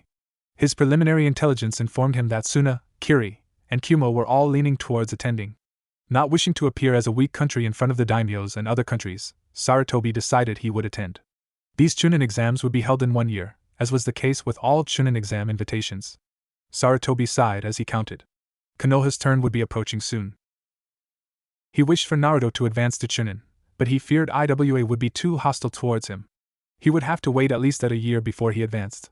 Waiting for him to participate in Konoha's Chunin exams would come off as too much favoritism, which actually wasn't unusual, but with Konoha's current reputation as a peace-loving country, favoritism provided a bad image to the daimyo. He sighed as he leaned back in his chair. Danzo hadn't made any noise for several days. He was starting to wonder what Danzo was doing. He pushed the thought out of his mind as he signed his acceptance of the IWA Chunin exams. He then looked over the paper, one which was requesting aid in Nami to deal with common thugs. As he read it over, he noticed several details didn't add up. Something odd was going on in Nami, and he wanted to figure out what. Nami was a major seafood importer to Konoha. Sushi and fish products made up about 13% of Konoha's market. An unacceptable percentage to lose. Sarutobi signed the paper under a C-ranked mission and filed it. However, it would be a week before it was assigned. Danzo liked very few things. One of those things was good sake. Not the cheap kind you found at tea houses that Danzo described with the phrase, "This is the sake made out of the rice that was watered by the poorest piss of the poorest farmers," that only tastes anything close to something similar to sake, because the farmers got to taste the good sake before pissing on this. He liked the expensive sake. Danzo also liked power. Lots of power. But his like of power came from his love of control. Danzo had very rarely ever been in control of anything in his life. His loss of his left eye, and the majority of the control over his arm, drove Danzo to seek control over anything he could. Danzo liked the power to control. Danzo liked to swear. Whenever something went wrong, an expletive was emitted from Danzo's mouth. Danzo didn't utter them without a thought or care. He carefully planned what situation each one was to be used in. He ranked them, and he decided how he would pronounce them too. Danzo liked swearing, and he liked controlling it too. Danzo also liked pretty things. He allowed himself small bits of joy by keeping a piece of colored glass, a marble, a sake bottle, or whatever caught his fancy. Danzo was indeed an eccentric individual. Danzo liked pretty, especially shiny things. At this particular moment, Danzo was doing the third. He was swearing. He uttered expletive after expletive, each executed just how he wanted it. Why was Danzo swearing so profusely at this very moment? It was because of what he had just learned from his excursion to Kiri. His root agents there had been particularly helpful, and had informed that the current Mizukage was looking into promoting, of all people, a woman to the position of Mizukage. Contrary to what he liked, Danzo disliked many things. One of those was women. Danzo had never had any romantic success. Danzo had never had a caring mother or other womanly figure. He also saw them as weak and incompetent. This fact was why Root was primarily male. Danzo disliked women in positions of power, besides those of daimyo or others that were hereditary, as those were unavoidable, and who has he to question fate? What really set Danzo off was the Chunin exams being held in IWA. He wished to use it as a chance to sabotage the other countries while they were inside. Sabotage in such ways that wouldn't appear for months, or years. The economic and military collapse of Smoke Country, a country that had been on the rise, and in 40 years or so, could have become powerful to displace one of the Great Five and create a new power. Danzo had taken it down. The Great Five were too well established to take down, but he could cause damage. In truth, Danzo had prevented more wars than any other shinobi in history. Constant sabotage had reduced powers to the point where they refused to wage war. However, he now had no information on IWA and they could pose a problem. So he swore. Again. Danzo stood outside the Kage's office in Kiri. He took a deep breath as he prepared to enter. This was a tricky diplomatic situation, and he did not wish to endanger his life. Naruto opened his eye as the sun was blocked by something. He looked up and noticed Kakashi standing there, his eye in its distinctive smile shape. He raised his right hand in a simple gesture. Yo! Naruto sighed. Late as usual, Kakashi-sensei. Kakashi just continued to smile. So, what are we planning to start with today, sensei? Kakashi fiddled around his vest pocket for a moment before pulling out a sheet of paper. Let's start with getting to know each other. I don't have the choice to fail you, and I've been instructed to train you as an assassination specialist. I want to get to know my student this time. Naruto blinked at the unexpected announcement. Kakashi had never been this personal before. Taking a seat, Naruto began to talk. Where would you like me to start, Kakashi-sensei? Kakashi thought for a moment. I'll have time to learn your life story later, if ever. What I want to hear right now is what sort of things interest you, what sort of things you dislike, your hobbies, and the like. Naruto nodded and began describing his personality. Throughout the whole description, Kakashi sat and listened patiently. Naruto smiled as he spoke. Never before had he been so happy to tell someone about himself. Never before had anyone really cared to ask. Naruto sat on the ground in front of Hatake Kakashi. The man looked down at him, his face seemingly the picture of indifference. Naruto looked at the nearly fully covered face of Hatake Kakashi. It had been years since Naruto had seen his former sensei. The last time had been against Pain when Konoha was destroyed. Kakashi had given it his all performing Susanoo to save the lives of hundreds of civilians. The strain had cost Kakashi his life. Naruto sighed to himself. He was here now, and he was alive, and so were all of his friends. He considered himself very lucky for that. That's damn right you're lucky, you little whelp. You'd be dead a long time ago if it hadn't been for me. You would have died on that first mission to Wave without my help. Naruto smirked slightly to himself. His one constant companion was still there. But remember, Kyuubi, you're the entire reason why I was even on Team 7 in the first place. You're the reason my life was so horrible in the first place. The Kyuubi merely snorted. That may be so, but if you didn't have me you wouldn't be here. True, the world wouldn't have been destroyed, but the world probably would have been destroyed by Madara if it had been anyone else. Naruto nodded to himself. It was true. He and Kyuubi was a match made in heaven, or hell more likely. Whatever convenience it had been, fate must have been quite drunk at the time that she decided that Naruto and Kyuubi were going to be stuck together for his entire life. Hatake Kakashi eyed his new student with no small amount of suspicion. Here was a child who had the strongest demon ever known to walk the earth. He then shows up to the academy one day, and with previously undisplayed skill, graduates early. And this wasn't even during a war for that matter, making it that much more unusual. Plus the boy had created his own jutsu. He had surpassed all expectations, he had surprised everyone, and he had done it all within just a few days. And Kakashi swore, when he was listening to Naruto talk about his life, he was recounting something that happened many years ago, and had been clouded by more recent, more vivid memories. Kakashi had very little idea just how right he was about that. Naruto didn't like the way that Kakashi was looking at him. He suspected Kakashi might actually have some semblance of an idea about why he was so advanced in abilities for his age. He really didn't wish to kill the man.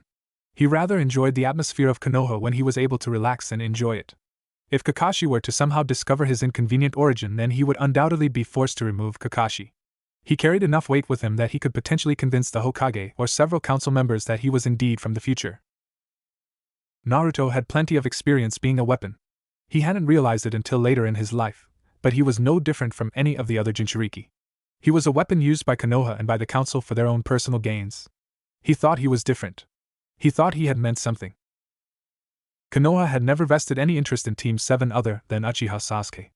Naruto originally believed that he was placed on that particular team in order to act as a stepping stone for the bastard. He was truly placed there in order to protect Sasuke. The council saw the enormous potential of the Kyuubi's container, and had planned to utilize it. Naruto had had few qualms when he had watched the slaughter of the council. His major concern was that he had been unable to join in the festivities. Naruto held very little connection to Kakashi. His friends brought up terrible memories. Their mangled bloody bodies lying on the ground, their limbs strewn across a desolate wasteland, a cackling figure standing over them, a weapon or some portion of an anatomy dripping with their fresh blood. When Naruto thought about Kakashi, the only things that came to mind were all the memories of him being passed for the Uchiha. Naruto was willing to give him a second chance. He couldn't judge Kakashi by how his counterpart acted. He was willing to wait and see how this Kakashi would act when the Uchiha was assigned a sensei in a few years. Naruto listened lazily as Kakashi began to speak once more. Alright. We'll meet at Training Ground 45 tomorrow. We'll be doing a skills assessment exercise, and then we'll take our first mission. Kakashi gave a thumbs up and smiled, although it was hardly visible beneath his mask. Naruto sighed. How much of his power should he reveal to Kakashi? Any way he looked at it, he was far underpowered from his normal self. He lacked his swords and hadn't had very long to become accustomed to his 10-year-old self. He decided he would give it a decent shot. Kakashi would be able to handle anything he could throw at him. Very well, Kakashi-sensei. I will be at Training Ground 45 at 10 o'clock. Kakashi, still smiling, responded blithely. Don't you know, Naruto, the customary meeting time for shinobi teams is 7 o'clock. Naruto just smirked. As I said, I'll be there at 10. With those parting words, Naruto stood and left. Kakashi was left blinking his one eye. He placed his hand in his chin. An interesting brat. Shows a total disregard for authority. He's cocky, he's a loner, he very secluded, it seems. All in all, I hate the kid. Kakashi couldn't help but smirk to himself as he assessed Naruto's personality. He nodded to himself a few times. I'll just have to kick the crap out of him tomorrow morning. Nodding once more, Kakashi pulled out a small orange book and flipped it open to the page he had last been reading, before resuming his well-known pastime, giggling all the while. It was obvious Kakashi didn't think much of having an apprentice. He knew Naruto was supposedly talented, with a penchant for 3 elements, but when he looked at him, all he could see was a snot-nosed brat who felt they were entitled something. He was a respectful, somewhat, brat, but a brat nonetheless. He would prove that he was nothing but a brat with no claim to fame in the morning. Then he would be out of this unfortunate partnership. And if the beating Kakashi had planned in the morning didn't show the kid how useless it was to attempt to be something you aren't, then hopefully he would be discouraged by the D-rank missions. Kakashi allowed a small shudder. Even the great copy ninja of Konoha, Hatake Kakashi, could stand the horrors of D-ranked missions. Naruto stepped into his small, dimly lit apartment. Sighing, he slowly plodded his way over to the worn-out sofa. As he dropped himself onto the ancient furniture, it gave a squeal of protest and a wheeze of dusty air. Naruto propped his sandaled feet on top of the coffee table as it gave a disconcerting cracking sound at the added weight. He glanced around the small apartment, his eyes finally landing on the dismal kitchen space. He sighed as he looked at the cracked tiling and the refrigerator that hummed with a pitiful whine. There was a small black pot, cracked at the lid and faded. The cupboards were filled with hoarded instant ramen and other various instant foodstuffs that he could be fairly sure were safe for consumption. The rusted faucet would creak and rattle if he turned it on, if his water was working. He sighed before pulling himself up from the table. He slowly made his way to his bedroom area. Sitting down at his desk, he slipped open the drawer holding his diary, for lack of a better word. He quickly disabled the fire seal before unrolling the scroll. Taking a quill and an inkwell, he quickly scribbled at the bottom of his current list. Apprentice to Kakashi. Further developments expected. He nodded at his simple but necessary addition. He felt that it was finally time for him to make the addition of a better seal. He rolled up the scroll and grabbed his smallest brush. He carefully focused chakra to his optical nerves, improving his eyesight. He watched carefully as he painted the detailed seal onto the scroll, being careful to hold the scroll in such a way that his hand would not slip or move, destroying his careful work layering the seal over the folds of paper. His hand moved with a swiftness and dexterity only seal masters could possess. It was true, Naruto was well versed in the art of sealing, but he was not quite yet a master. By the standards of a village, yes, he was. But by the standards of the High no Kuni monks, he was at the level of a brother of the sealing order. All the 5 major shinobi arts had originated from monks in the different 5 major countries. Konoha had the sealing order, Kumo had the jutsu order, Iwa the taijutsu order, Suna had the genjutsu order, and Kiri had the kenjutsu order. Of course, all 5 arts had been dispersed throughout the world, and the hidden villages refused to specialize like the monks. Suna was hardly a genjutsu hub in the shinobi world. Nor was Kumo at the height of jutsu creation. And no country could even claim to be close to a sealing hub. Being at the level of a brother in a ministerial order was nothing to be laughed at. Many shinobi had neither the time nor the patience to even reach an acceptable standard to be accepted as an apprentice to one of the orders. Naruto's dream had changed when he had become interested in sealing. He hoped to live to the age of 40 and then retire from the shinobi lifestyle and seek apprenticeship at the sealing order monastery. During his first lifetime, the monks had initially gone into deep hiding and couldn't be found, even by the new members of Akatsuki. They had later surfaced and attempted to destroy Madara. They had been mercilessly slaughtered and cut down like cattle. A bunch of monks, even if they were very extensively trained in one subject, were perfect examples of specialization. They were all taken out with their weaknesses. The only ones who had surviving members were those of the Sealing Order. Several monks had managed to escape. They had quickly left the fighting and headed for the mountains of Iwa to rebuild their monastery and live out their lives in solitude. Madara had systematically hunted them down and killed them. Infinite amounts of wisdom and years of training were lost simply due to the madness of one man. Naruto couldn't let that happen again. Finishing drawing the seal, Naruto began to channel chakra into it. He pumped quite a substantial bit as the seal attuned itself to all of the intricacies of his chakra. As the seal glowed for a moment before turning black, Naruto reached into a separate drawer and pulled out a candle. Using his slight fire affinity, he lit the candle. He sat there for a few minutes watching the candle burn, its hot red wax occasionally lazily drooping down the side. He glanced outside the window and noticed that night had fallen. He glanced up at the stars in the sky. He supposed they were the same stars that he had prayed to for years. He had prayed when he was young. He had asked Kami for forgiveness for whatever transgression it was he had committed to deserve such hatred. He had prayed when he was older. He had asked Kami for help. He had asked Kami to stop the killing and the death and the blood. He had asked for that terrible war to end. In the end, it hadn't done Naruto a lick of good. Naruto looked up at the stars thinking of the great Kami who supposedly ruled over the world. Leaders were supposed to be kind and benevolent. They weren't supposed to allow genocide to occur. Naruto had at this point lost all faith in any god he may have once believed in. A/N. I'm just going to take a pause in the story here. To clear some things up, I'm not an anti-religious person. Naruto's loss of faith in his god is representative of his hardships. You have someone who asks for something his entire life, and never receives it. It's hard for someone like that to have faith in just about anything. However, this attitude will return later to affect Naruto. Danzo muttered to himself as he paced back and forth in his office. He finally snapped. Damn it! Damn it all to hell! Danzo slammed his left fist into the wall, causing a series of cracks to expand from the point of impact.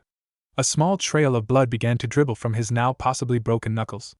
Danzo's mood had just become considerably worse. His contacts in Kiri were dead. A civil war had yet again erupted in Kirigakure. Danzo's informants had been placed high in the Kiri social structure to get the best information possible. When the civil war erupted, they were some of the first to die. There were now two warring factions. One side believing in the absolute rule of the Mizukage, the other vying for a joint leadership with the civilian council. They had taken names, but Danzo couldn't care less. His information network was crumbling. What was next? Kumo suddenly decides that it's going to make a new policy that all shinobi must carry a teddy bear? In Danzo's eyes, the world was falling apart in front of him, and there was nothing he could do to stop it, and he couldn't adapt to it either. Danzo sat down in his chair and laid his left hand on the desk. He pulled his cloak aside and his right arm hung down, the wrist and hand wrapped in thick bandages, while the rest of his arm was covered in some form of metal gauntlet covered in complex seals. Danzo glanced at his sealed right arm for a moment before standing once more. Bastards can't do anything right unless you hold their hand and kick them in the ass. Danzo's thoughts were revolving around how he knew something like this would happen with a female Mizukage. He snorted before he headed for the door. He pulled it open, his right arm once again hidden. He began to march through the halls. He stopped just before exiting the Root hideout. I'm leaving for Kiri. Have 3 Root meet me at Base 7 in Sector 13. The guard saluted Danzo. Danzo left through the door, appearing in the back of a civilian store. The man managing the small shoe store saluted Danzo before returning his comfortable visage, a kindly smile plastered on his face. Danzo crept through back alleyways, finally appearing in front of a broken metal fence hidden by large foliage. He brushed it aside and stepped through. He took a deep breath and exhaled. He hobbled his way towards a nearby path. Who would suspect that Danzo, just an elderly councilman walking through Konoha Park, would be on his way to Kiri for whatever purpose? Kakashi walked into his small but cozy apartment. He slipped out of his sandals, and slipped on a pair of comfortable slippers. He took off his face mask and set it on a nearby table and picked up a scarf and wrapped it around the lower portion of his face. He made his way to his kitchen where he turned on his stove and set a pot of water to boil. He made his way to his large plush chair, before settling himself into a comfortable position. He propped his feet up on an ottoman and reached over and turned on a light, bathing the room in a soft light. He reached over to the table that the lamp rested on and picked up an orange book. Kakashi carefully opened the book to his previous page and began to read in the calm atmosphere. He carefully turned each page, careful not to cause any unnecessary damage to his book. A whistling sound filled the air and Kakashi rose from his seat, and once more made his way to the kitchen. He pulled a mug from one of the cupboards before filling it with boiling water. He pulled a tea bag out of a small pot on his counter before dipping it into the water.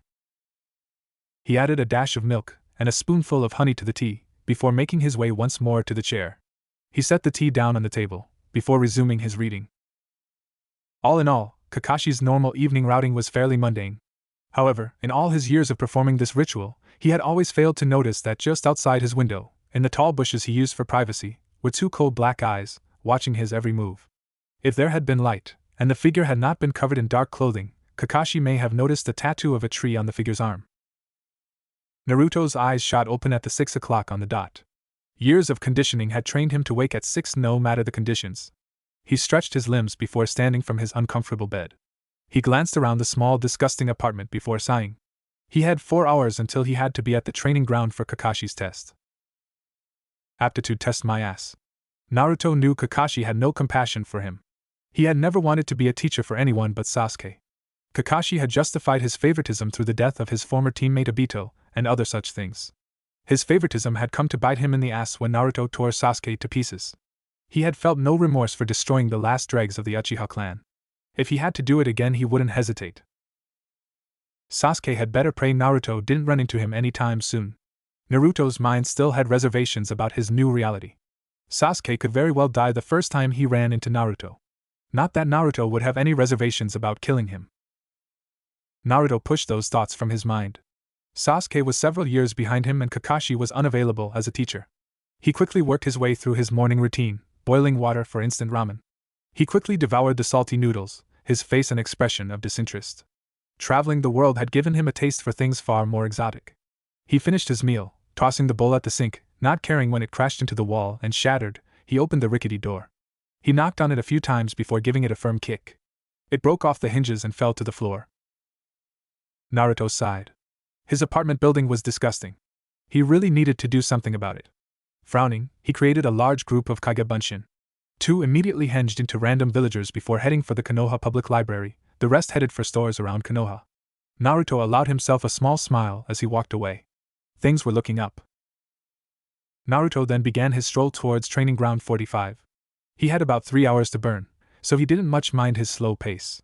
It was relaxing to be able to walk without much urging anyways.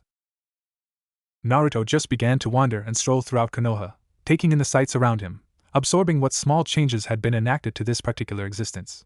Mushishi Weapons was no longer next to Mukitari Tea House. Indeed, both of them had been replaced by a sushi bar and barbecue joint respectively. He supposed the Mushishi family had been wiped out on some unfortunate mission, while the Mukitari family had gone bankrupt through some misfortunate business deal, perhaps with the infamous Gato. Gato seemed to be an ever-present figure in this reality. However, he wasn't a corrupt man in the slightest. Indeed, people only had good things to speak of about this seemingly clean businessman. Truly, the only thing people in Konoha looked down upon him for was his lucrative supply trading with IWA. If one were to ask one from Konoha, they would say he was doing it just for the money. Gato would probably answer in a similar manner. It was through this change in Gato that Naruto realized Wave Country would most likely be prosperous, and Zabuza and Haku would most likely never appear there. The defining of his Nindo and basically his entire life didn't even exist in this dimension. He allowed himself a small laugh. This truly was a redefinition of his being. He continued to smile as he kept walking. He thought over everything that had changed, everything that had once been, and all that was now different. They all were, or are, or had been. They existed, or did they? Was his reality one of consequence, or just one of mere flirtation with existence? Was he actually something? Was he an hour? An entire day? A minute, a week, a second, a century, a year, a moment, and that was when Naruto realized. Everything was what it was. And everything simply happened at a place in time. Kakashi slowly opened his eyes, his pale cream ceiling staring back at him. The blaring noise of an alarm clock next to him ringing did nothing to expedite his movements. He was content to move at the pace that he did, and there was hardly anything, if anything at all, that would be able to get the Hataki to move. His hand reached over and lazily clamped down over the cold, smooth surface of the clock. The clanging brought to a halt. Kakashi slowly rose from underneath his covers, lazily slipping his feet from under the covers, onto the floor. Slipping into a pair of slippers next to his bed, Kakashi slowly made his towards his bathroom. Disregarding the fact that it was 6 o'clock, Kakashi commenced his daily shower, washing his hair, and other daily grooming tasks. Once he had finished, he opened his large closet, eyeing the 15 or so identical sets of clothing in his closet. He selected a shirt, a pair of pants, both in the traditional navy blue, a pair of blue sandals, and picked up his slightly worn jounin vest from the table near his bed, fixing his hitate in its customary position. He used wide medical tape to secure the ends of his pants to ankles before slipping on his ninja sandals. He made his way down the stairs humming a nameless tune to himself as he made his way to his kitchen table. He laid out a bowl of cereal and a cut grapefruit, the other half of it having been eaten the previous morning, and proceeded to calmly eat his breakfast, ignoring the kitchen clock that now read 7:30. Once he had finished, he made his way to his front door. Picking up and securing the mask next to the door, Kakashi opened the door, his eye turned upward in his traditional smile. He stepped outside, locked his door behind him, and pulled an ever-familiar book out of his pocket. As he walked away, a shadow descended into the trees surrounding his home. It made several motions with what could be conceived as hands, before another shadow appeared to nod before it disappeared. The second shadow followed Kakashi through the trees until they came to the village proper. Kakashi blended into the crowd, while the shadow fell into the alleyway nearby. A quick application of makeup, and a change of clothes, and the shadow had become Tatsuri Miseisu. Miseisu was a somewhat wiry man who always wore thick wire-rimmed glasses. He had a passion for botany, and regularly visited the Kikita bookshop for any new arrivals. For years Kakashi had frequented the same shop checking for new arrivals or editions of Ika novels. In all his years visiting, he had never once noticed his fellow bibliophile.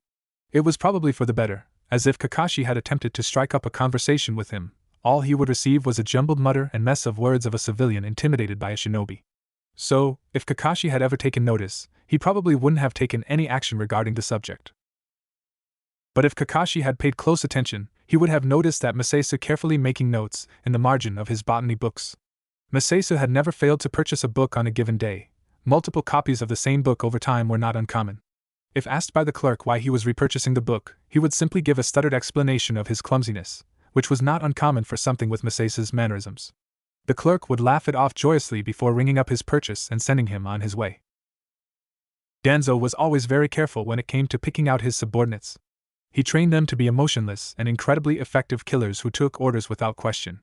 He was known for recruiting people from two distinctive areas. 1. Mental health facilities. Danzo was notorious for recruiting people who suffered from multiple personality disorder. 2. Kabuki theaters.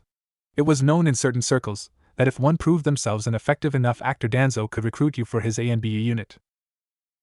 Danzo looked for people who could perform assassinations without question and other questionable missions on the streets. He took in orphans and trained them to work in such a manner. But Danzo also needed effective undercover agents. Actors who lived, not played, their characters. People who were compliant and efficient working members of society one minute, and the next a nervous, stuttering wreck. Danzo never recruited famous actors. Only those who were budding actors with immense talent. He did nothing to harm those who refused like he would do with shinobi. Shinobi were calculating and deceptive. Shinobi figured things out. Shinobi understood shinobi affairs. A civilian who suffered from MPD or some actor who wished to earn more money while feeling like he was contributing to something much larger than himself, they weren't threats. They were annoyances. Not even blips on Danzo's radar. He didn't treat them any differently than other root members. They weren't more glorious because they were given important infiltration missions. They were civilians. And that's all that the shinobi needed to push them out of their mind and assert their superiority. Kakashi had never thought of that. And so he simply ignored the man, glanced at the store clock, and realizing it was about 10:05, he used the shunshin to teleport to the training ground, leaving Miseisu to pay for his book. Danzo sat in a hard-backed wooden chair.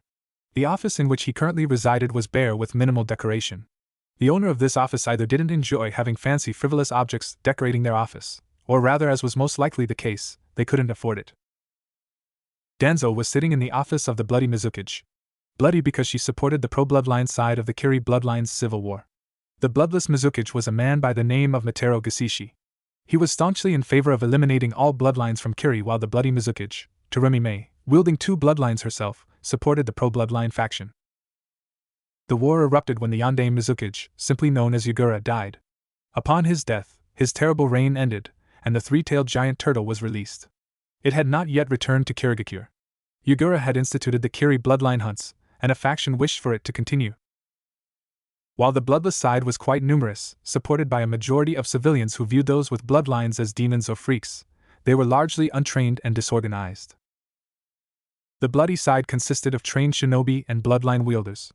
While there were less of them, they were far more skilled. They could face down a bloodless army 3 times their size and emerge victorious. However, the army they were currently facing was approximately 7 times their own. There was hardly any way they could hope to win. They were currently losing the battle of attrition. The bloodless had civilians who knew how to farm and produce other foodstuffs. The bloody side was quickly losing supplies. They desperately needed aid. Danzo knew that they needed it, and he was all too willing to provide it. For the appropriate price, of course. A door slid back and Terumi May entered the room.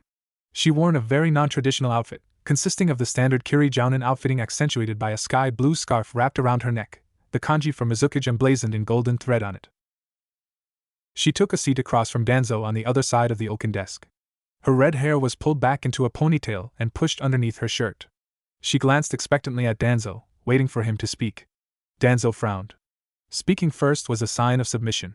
He didn't like being forced into a subordinate position beneath a woman, but he would do it, for his plans. Clearing his throat, Danzo began the conversation. Good evening, Mizukage-san. If the Mizukage was offended by his use of san, she didn't show it. Good evening, Danzo-san. What exactly brings you to Kiri? I didn't think that roots like too much water. Danzo took the barb at his hidden organization in stride. I have heard troubling news of the civil war here in Kiri. My contacts have assured me that your side is undoubtedly going to lose this confrontation. Sad, really? Even an aging shinobi was able to slip past those civilians. Danzo spat the word like it was poisoned. Into your stronghold. Indeed, the Mizukage was holed up the tower, the surrounding area barely held by her shinobi. Yes, it is rather unfortunate. We are simply outmatched in numbers. We can easily destroy an entire battalion of these alarmed civilians, but what good does it do? Another 30 simply join up against us. It would take an all-out frontal assault to destroy them. Danzo showed no reaction to the Mizukage's dismal situation. Is that truly the only way in which you can win this confrontation? You are facing civilians. Even outnumbered as you, your might should be enough to easily crush them. Even a house of cloth cannot withstand a single iron fist. The Mizukage narrowed her eyes. I know your policies, Danzo. We are the Bloody Mist for a reason. Why are we currently slaughtering each other? Because we've been doing it to ourselves for years. Forcing academy students to slaughter each other for the right to become a shinobi. We weren't enforcing our growth, we were crippling it. Unfortunately, we are in a bind at this moment. The head has a direction to go, but the limbs are rebelling. Danzo regarded the Mizukage with a calculating eye. This woman had interesting ideas regarding this war. Perhaps she was more useful than he had previously anticipated. Can you not poison the opposing food supplies? Surely with the way they gorge themselves, an effective poison would cripple them, and surely momentarily crippling an arm or a leg is worth it to salvage the body as a whole. The Mizukage nodded. Yes. That would be quite effective. We would be hard-pressed to create an effective poison in a quantity that would be sufficient for such a task, but yes, it would be possible. However, we would need extra assistance in distributing it. I assume you already knew this though, Danzo. So why would you play around so much? Danzo made no change in his facial expression. Because Mizukage-san, you would have dismissed me had I not led you to that conclusion yourself. And yes, it would be possible for me to provide the aid necessary for such a plan. Were you thinking large or small scale? The Mizukage frowned. Small scale deep infiltration team. They need to be in, and distributing the poison throughout all their supplies. Large scale would draw too much attention. We can't slip that many recruits in over that long of a time. We have to move quickly. Who are you going to send in? I'm not sending in any of my ANBU. Tell me, with your current resources, how long would it take to develop that poison? The Mizukage pulled out a few folders before reading over them for a moment. About a month. We'd only have enough for one shot at this too. Danzo nodded.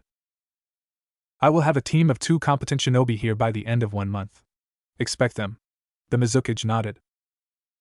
And what kind of payment are we looking at for the services of these 2 shinobi? The Mizukage's lips were pursed in a frown. She wasn't expecting a small price tag for the liberation of an entire nation. Danzo just smirked. The only reaction he had given throughout the entire meeting. There is no monetary charge. Rather, I want something else from you for this service. The Mizukage narrowed her eyes. If he was asking what she thought, he was relaxed. Mizukage-san. It is nothing of that nature. I assure you, I am quite the gentleman. I merely want you to speak with one of the shinobi who I will be sending to assist you. You are most hospitable to people of all nature here, no? The Mizukichi kept her eyes narrowed. Yes, we are, Danzo-san. Are attempting to imply something? Danzo smiled. Of course not, Mizukichi-san. You will know the shinobi when you make his acquaintance. Konoha is not a suitable environment for a boy such as him. I was hoping perhaps you could convince him otherwise. The Mizukichi's eyes hardened. I assure you, Danzo, I will do just so. Nothing like the evils of man to make one wish for their home. Danzo nodded. Very well then. 1 month. The Mizukichi also nodded. 1 month. Danzo nodded before exiting. As soon as the doors closed, Mei's Umbu team appeared behind. I want you to tail him until he leaves Kiri. Contact our deep cover in Konoha. Have him keep watch for this shinobi whom Danzo speaks of. Danzo wants this boy in Konoha, does he? We're not going to let that happen. The Umbu nodded. The leader stepped slightly forward. Mizukichi-sama. What are your orders regarding our actions regarding the boy? The Mizukichi thought for a moment. Instill deep-seated hatred towards the whole of Konoha within him. Make his life an utter living hell. And then, when he reaches that breaking point, throw him a lifeline. Only make sure this lifeline leads directly to Kiri. You have exactly 1 month to find this boy, and to make his life unbearable. Go! The Umbu disappeared. The only thing marking their presence was the slightly mist they left behind. Terumi Mei looked out the window at the large city of Kirigakure. She eyed the burgeoning bloodless population, vainly preparing for war. She knew it would end soon. She sat down at her desk. She activated a seal which brought her secretary rushing into the room. Yes, Mizukichi-sama? Contact Makakuru and his team. Tell them to resume plan number 67B. The secretary nodded before leaving. Mei picked up several of the folders on her desk before throwing them at the wall. Blank sheets fluttered to the ground around the Mizukichi. She knew what Danzo wanted. She knew he would send assistants to spread the poison. She knew he wanted that boy. She glanced down at another folder, Uzumaki Naruto, out of Konoha. Well, if Danzo wanted him out so badly, she would take him out of Konoha. She would put him back later, as a saboteur and a sapper. At least, that was her plan. She frowned. Plans had a funny way of going wrong. Still frowning, she formed hand seals before biting her thumb and pressing it to the desk. A large crane appeared on the desk before her. He wore a red hotel employee's cap and carried a small booklet with him. He looked at her. Ah, Mei-sama. To what do I owe this pleasure? Business Kijuki, Japanese for crane business. I need you to find one Uzumaki Naruto in Konoha and offer him the summoning contract for yourselves or for the otters. Kijuki looked at Mei, surprise sparkling in his eyes. Why the interest in this boy, Mei-sama? He requires a group of friends. We endeavor to bring him here to Kiri. The otters and the cranes are signature of our culture. Kijuki nodded. But if you wish to coerce him here, most likely through torture, oh, don't be surprised, Mei-sama. You've been summoning me since you were 7 years old. I know how you like to work, and won't he reject your offer when he hears that you send us? Mei looked at Kijuki for a moment before turning once again to the window. According to him, I didn't send you. I don't know, nor do I care how you make yourselves known to him, just do it. Find a reason. Kijuki nodded.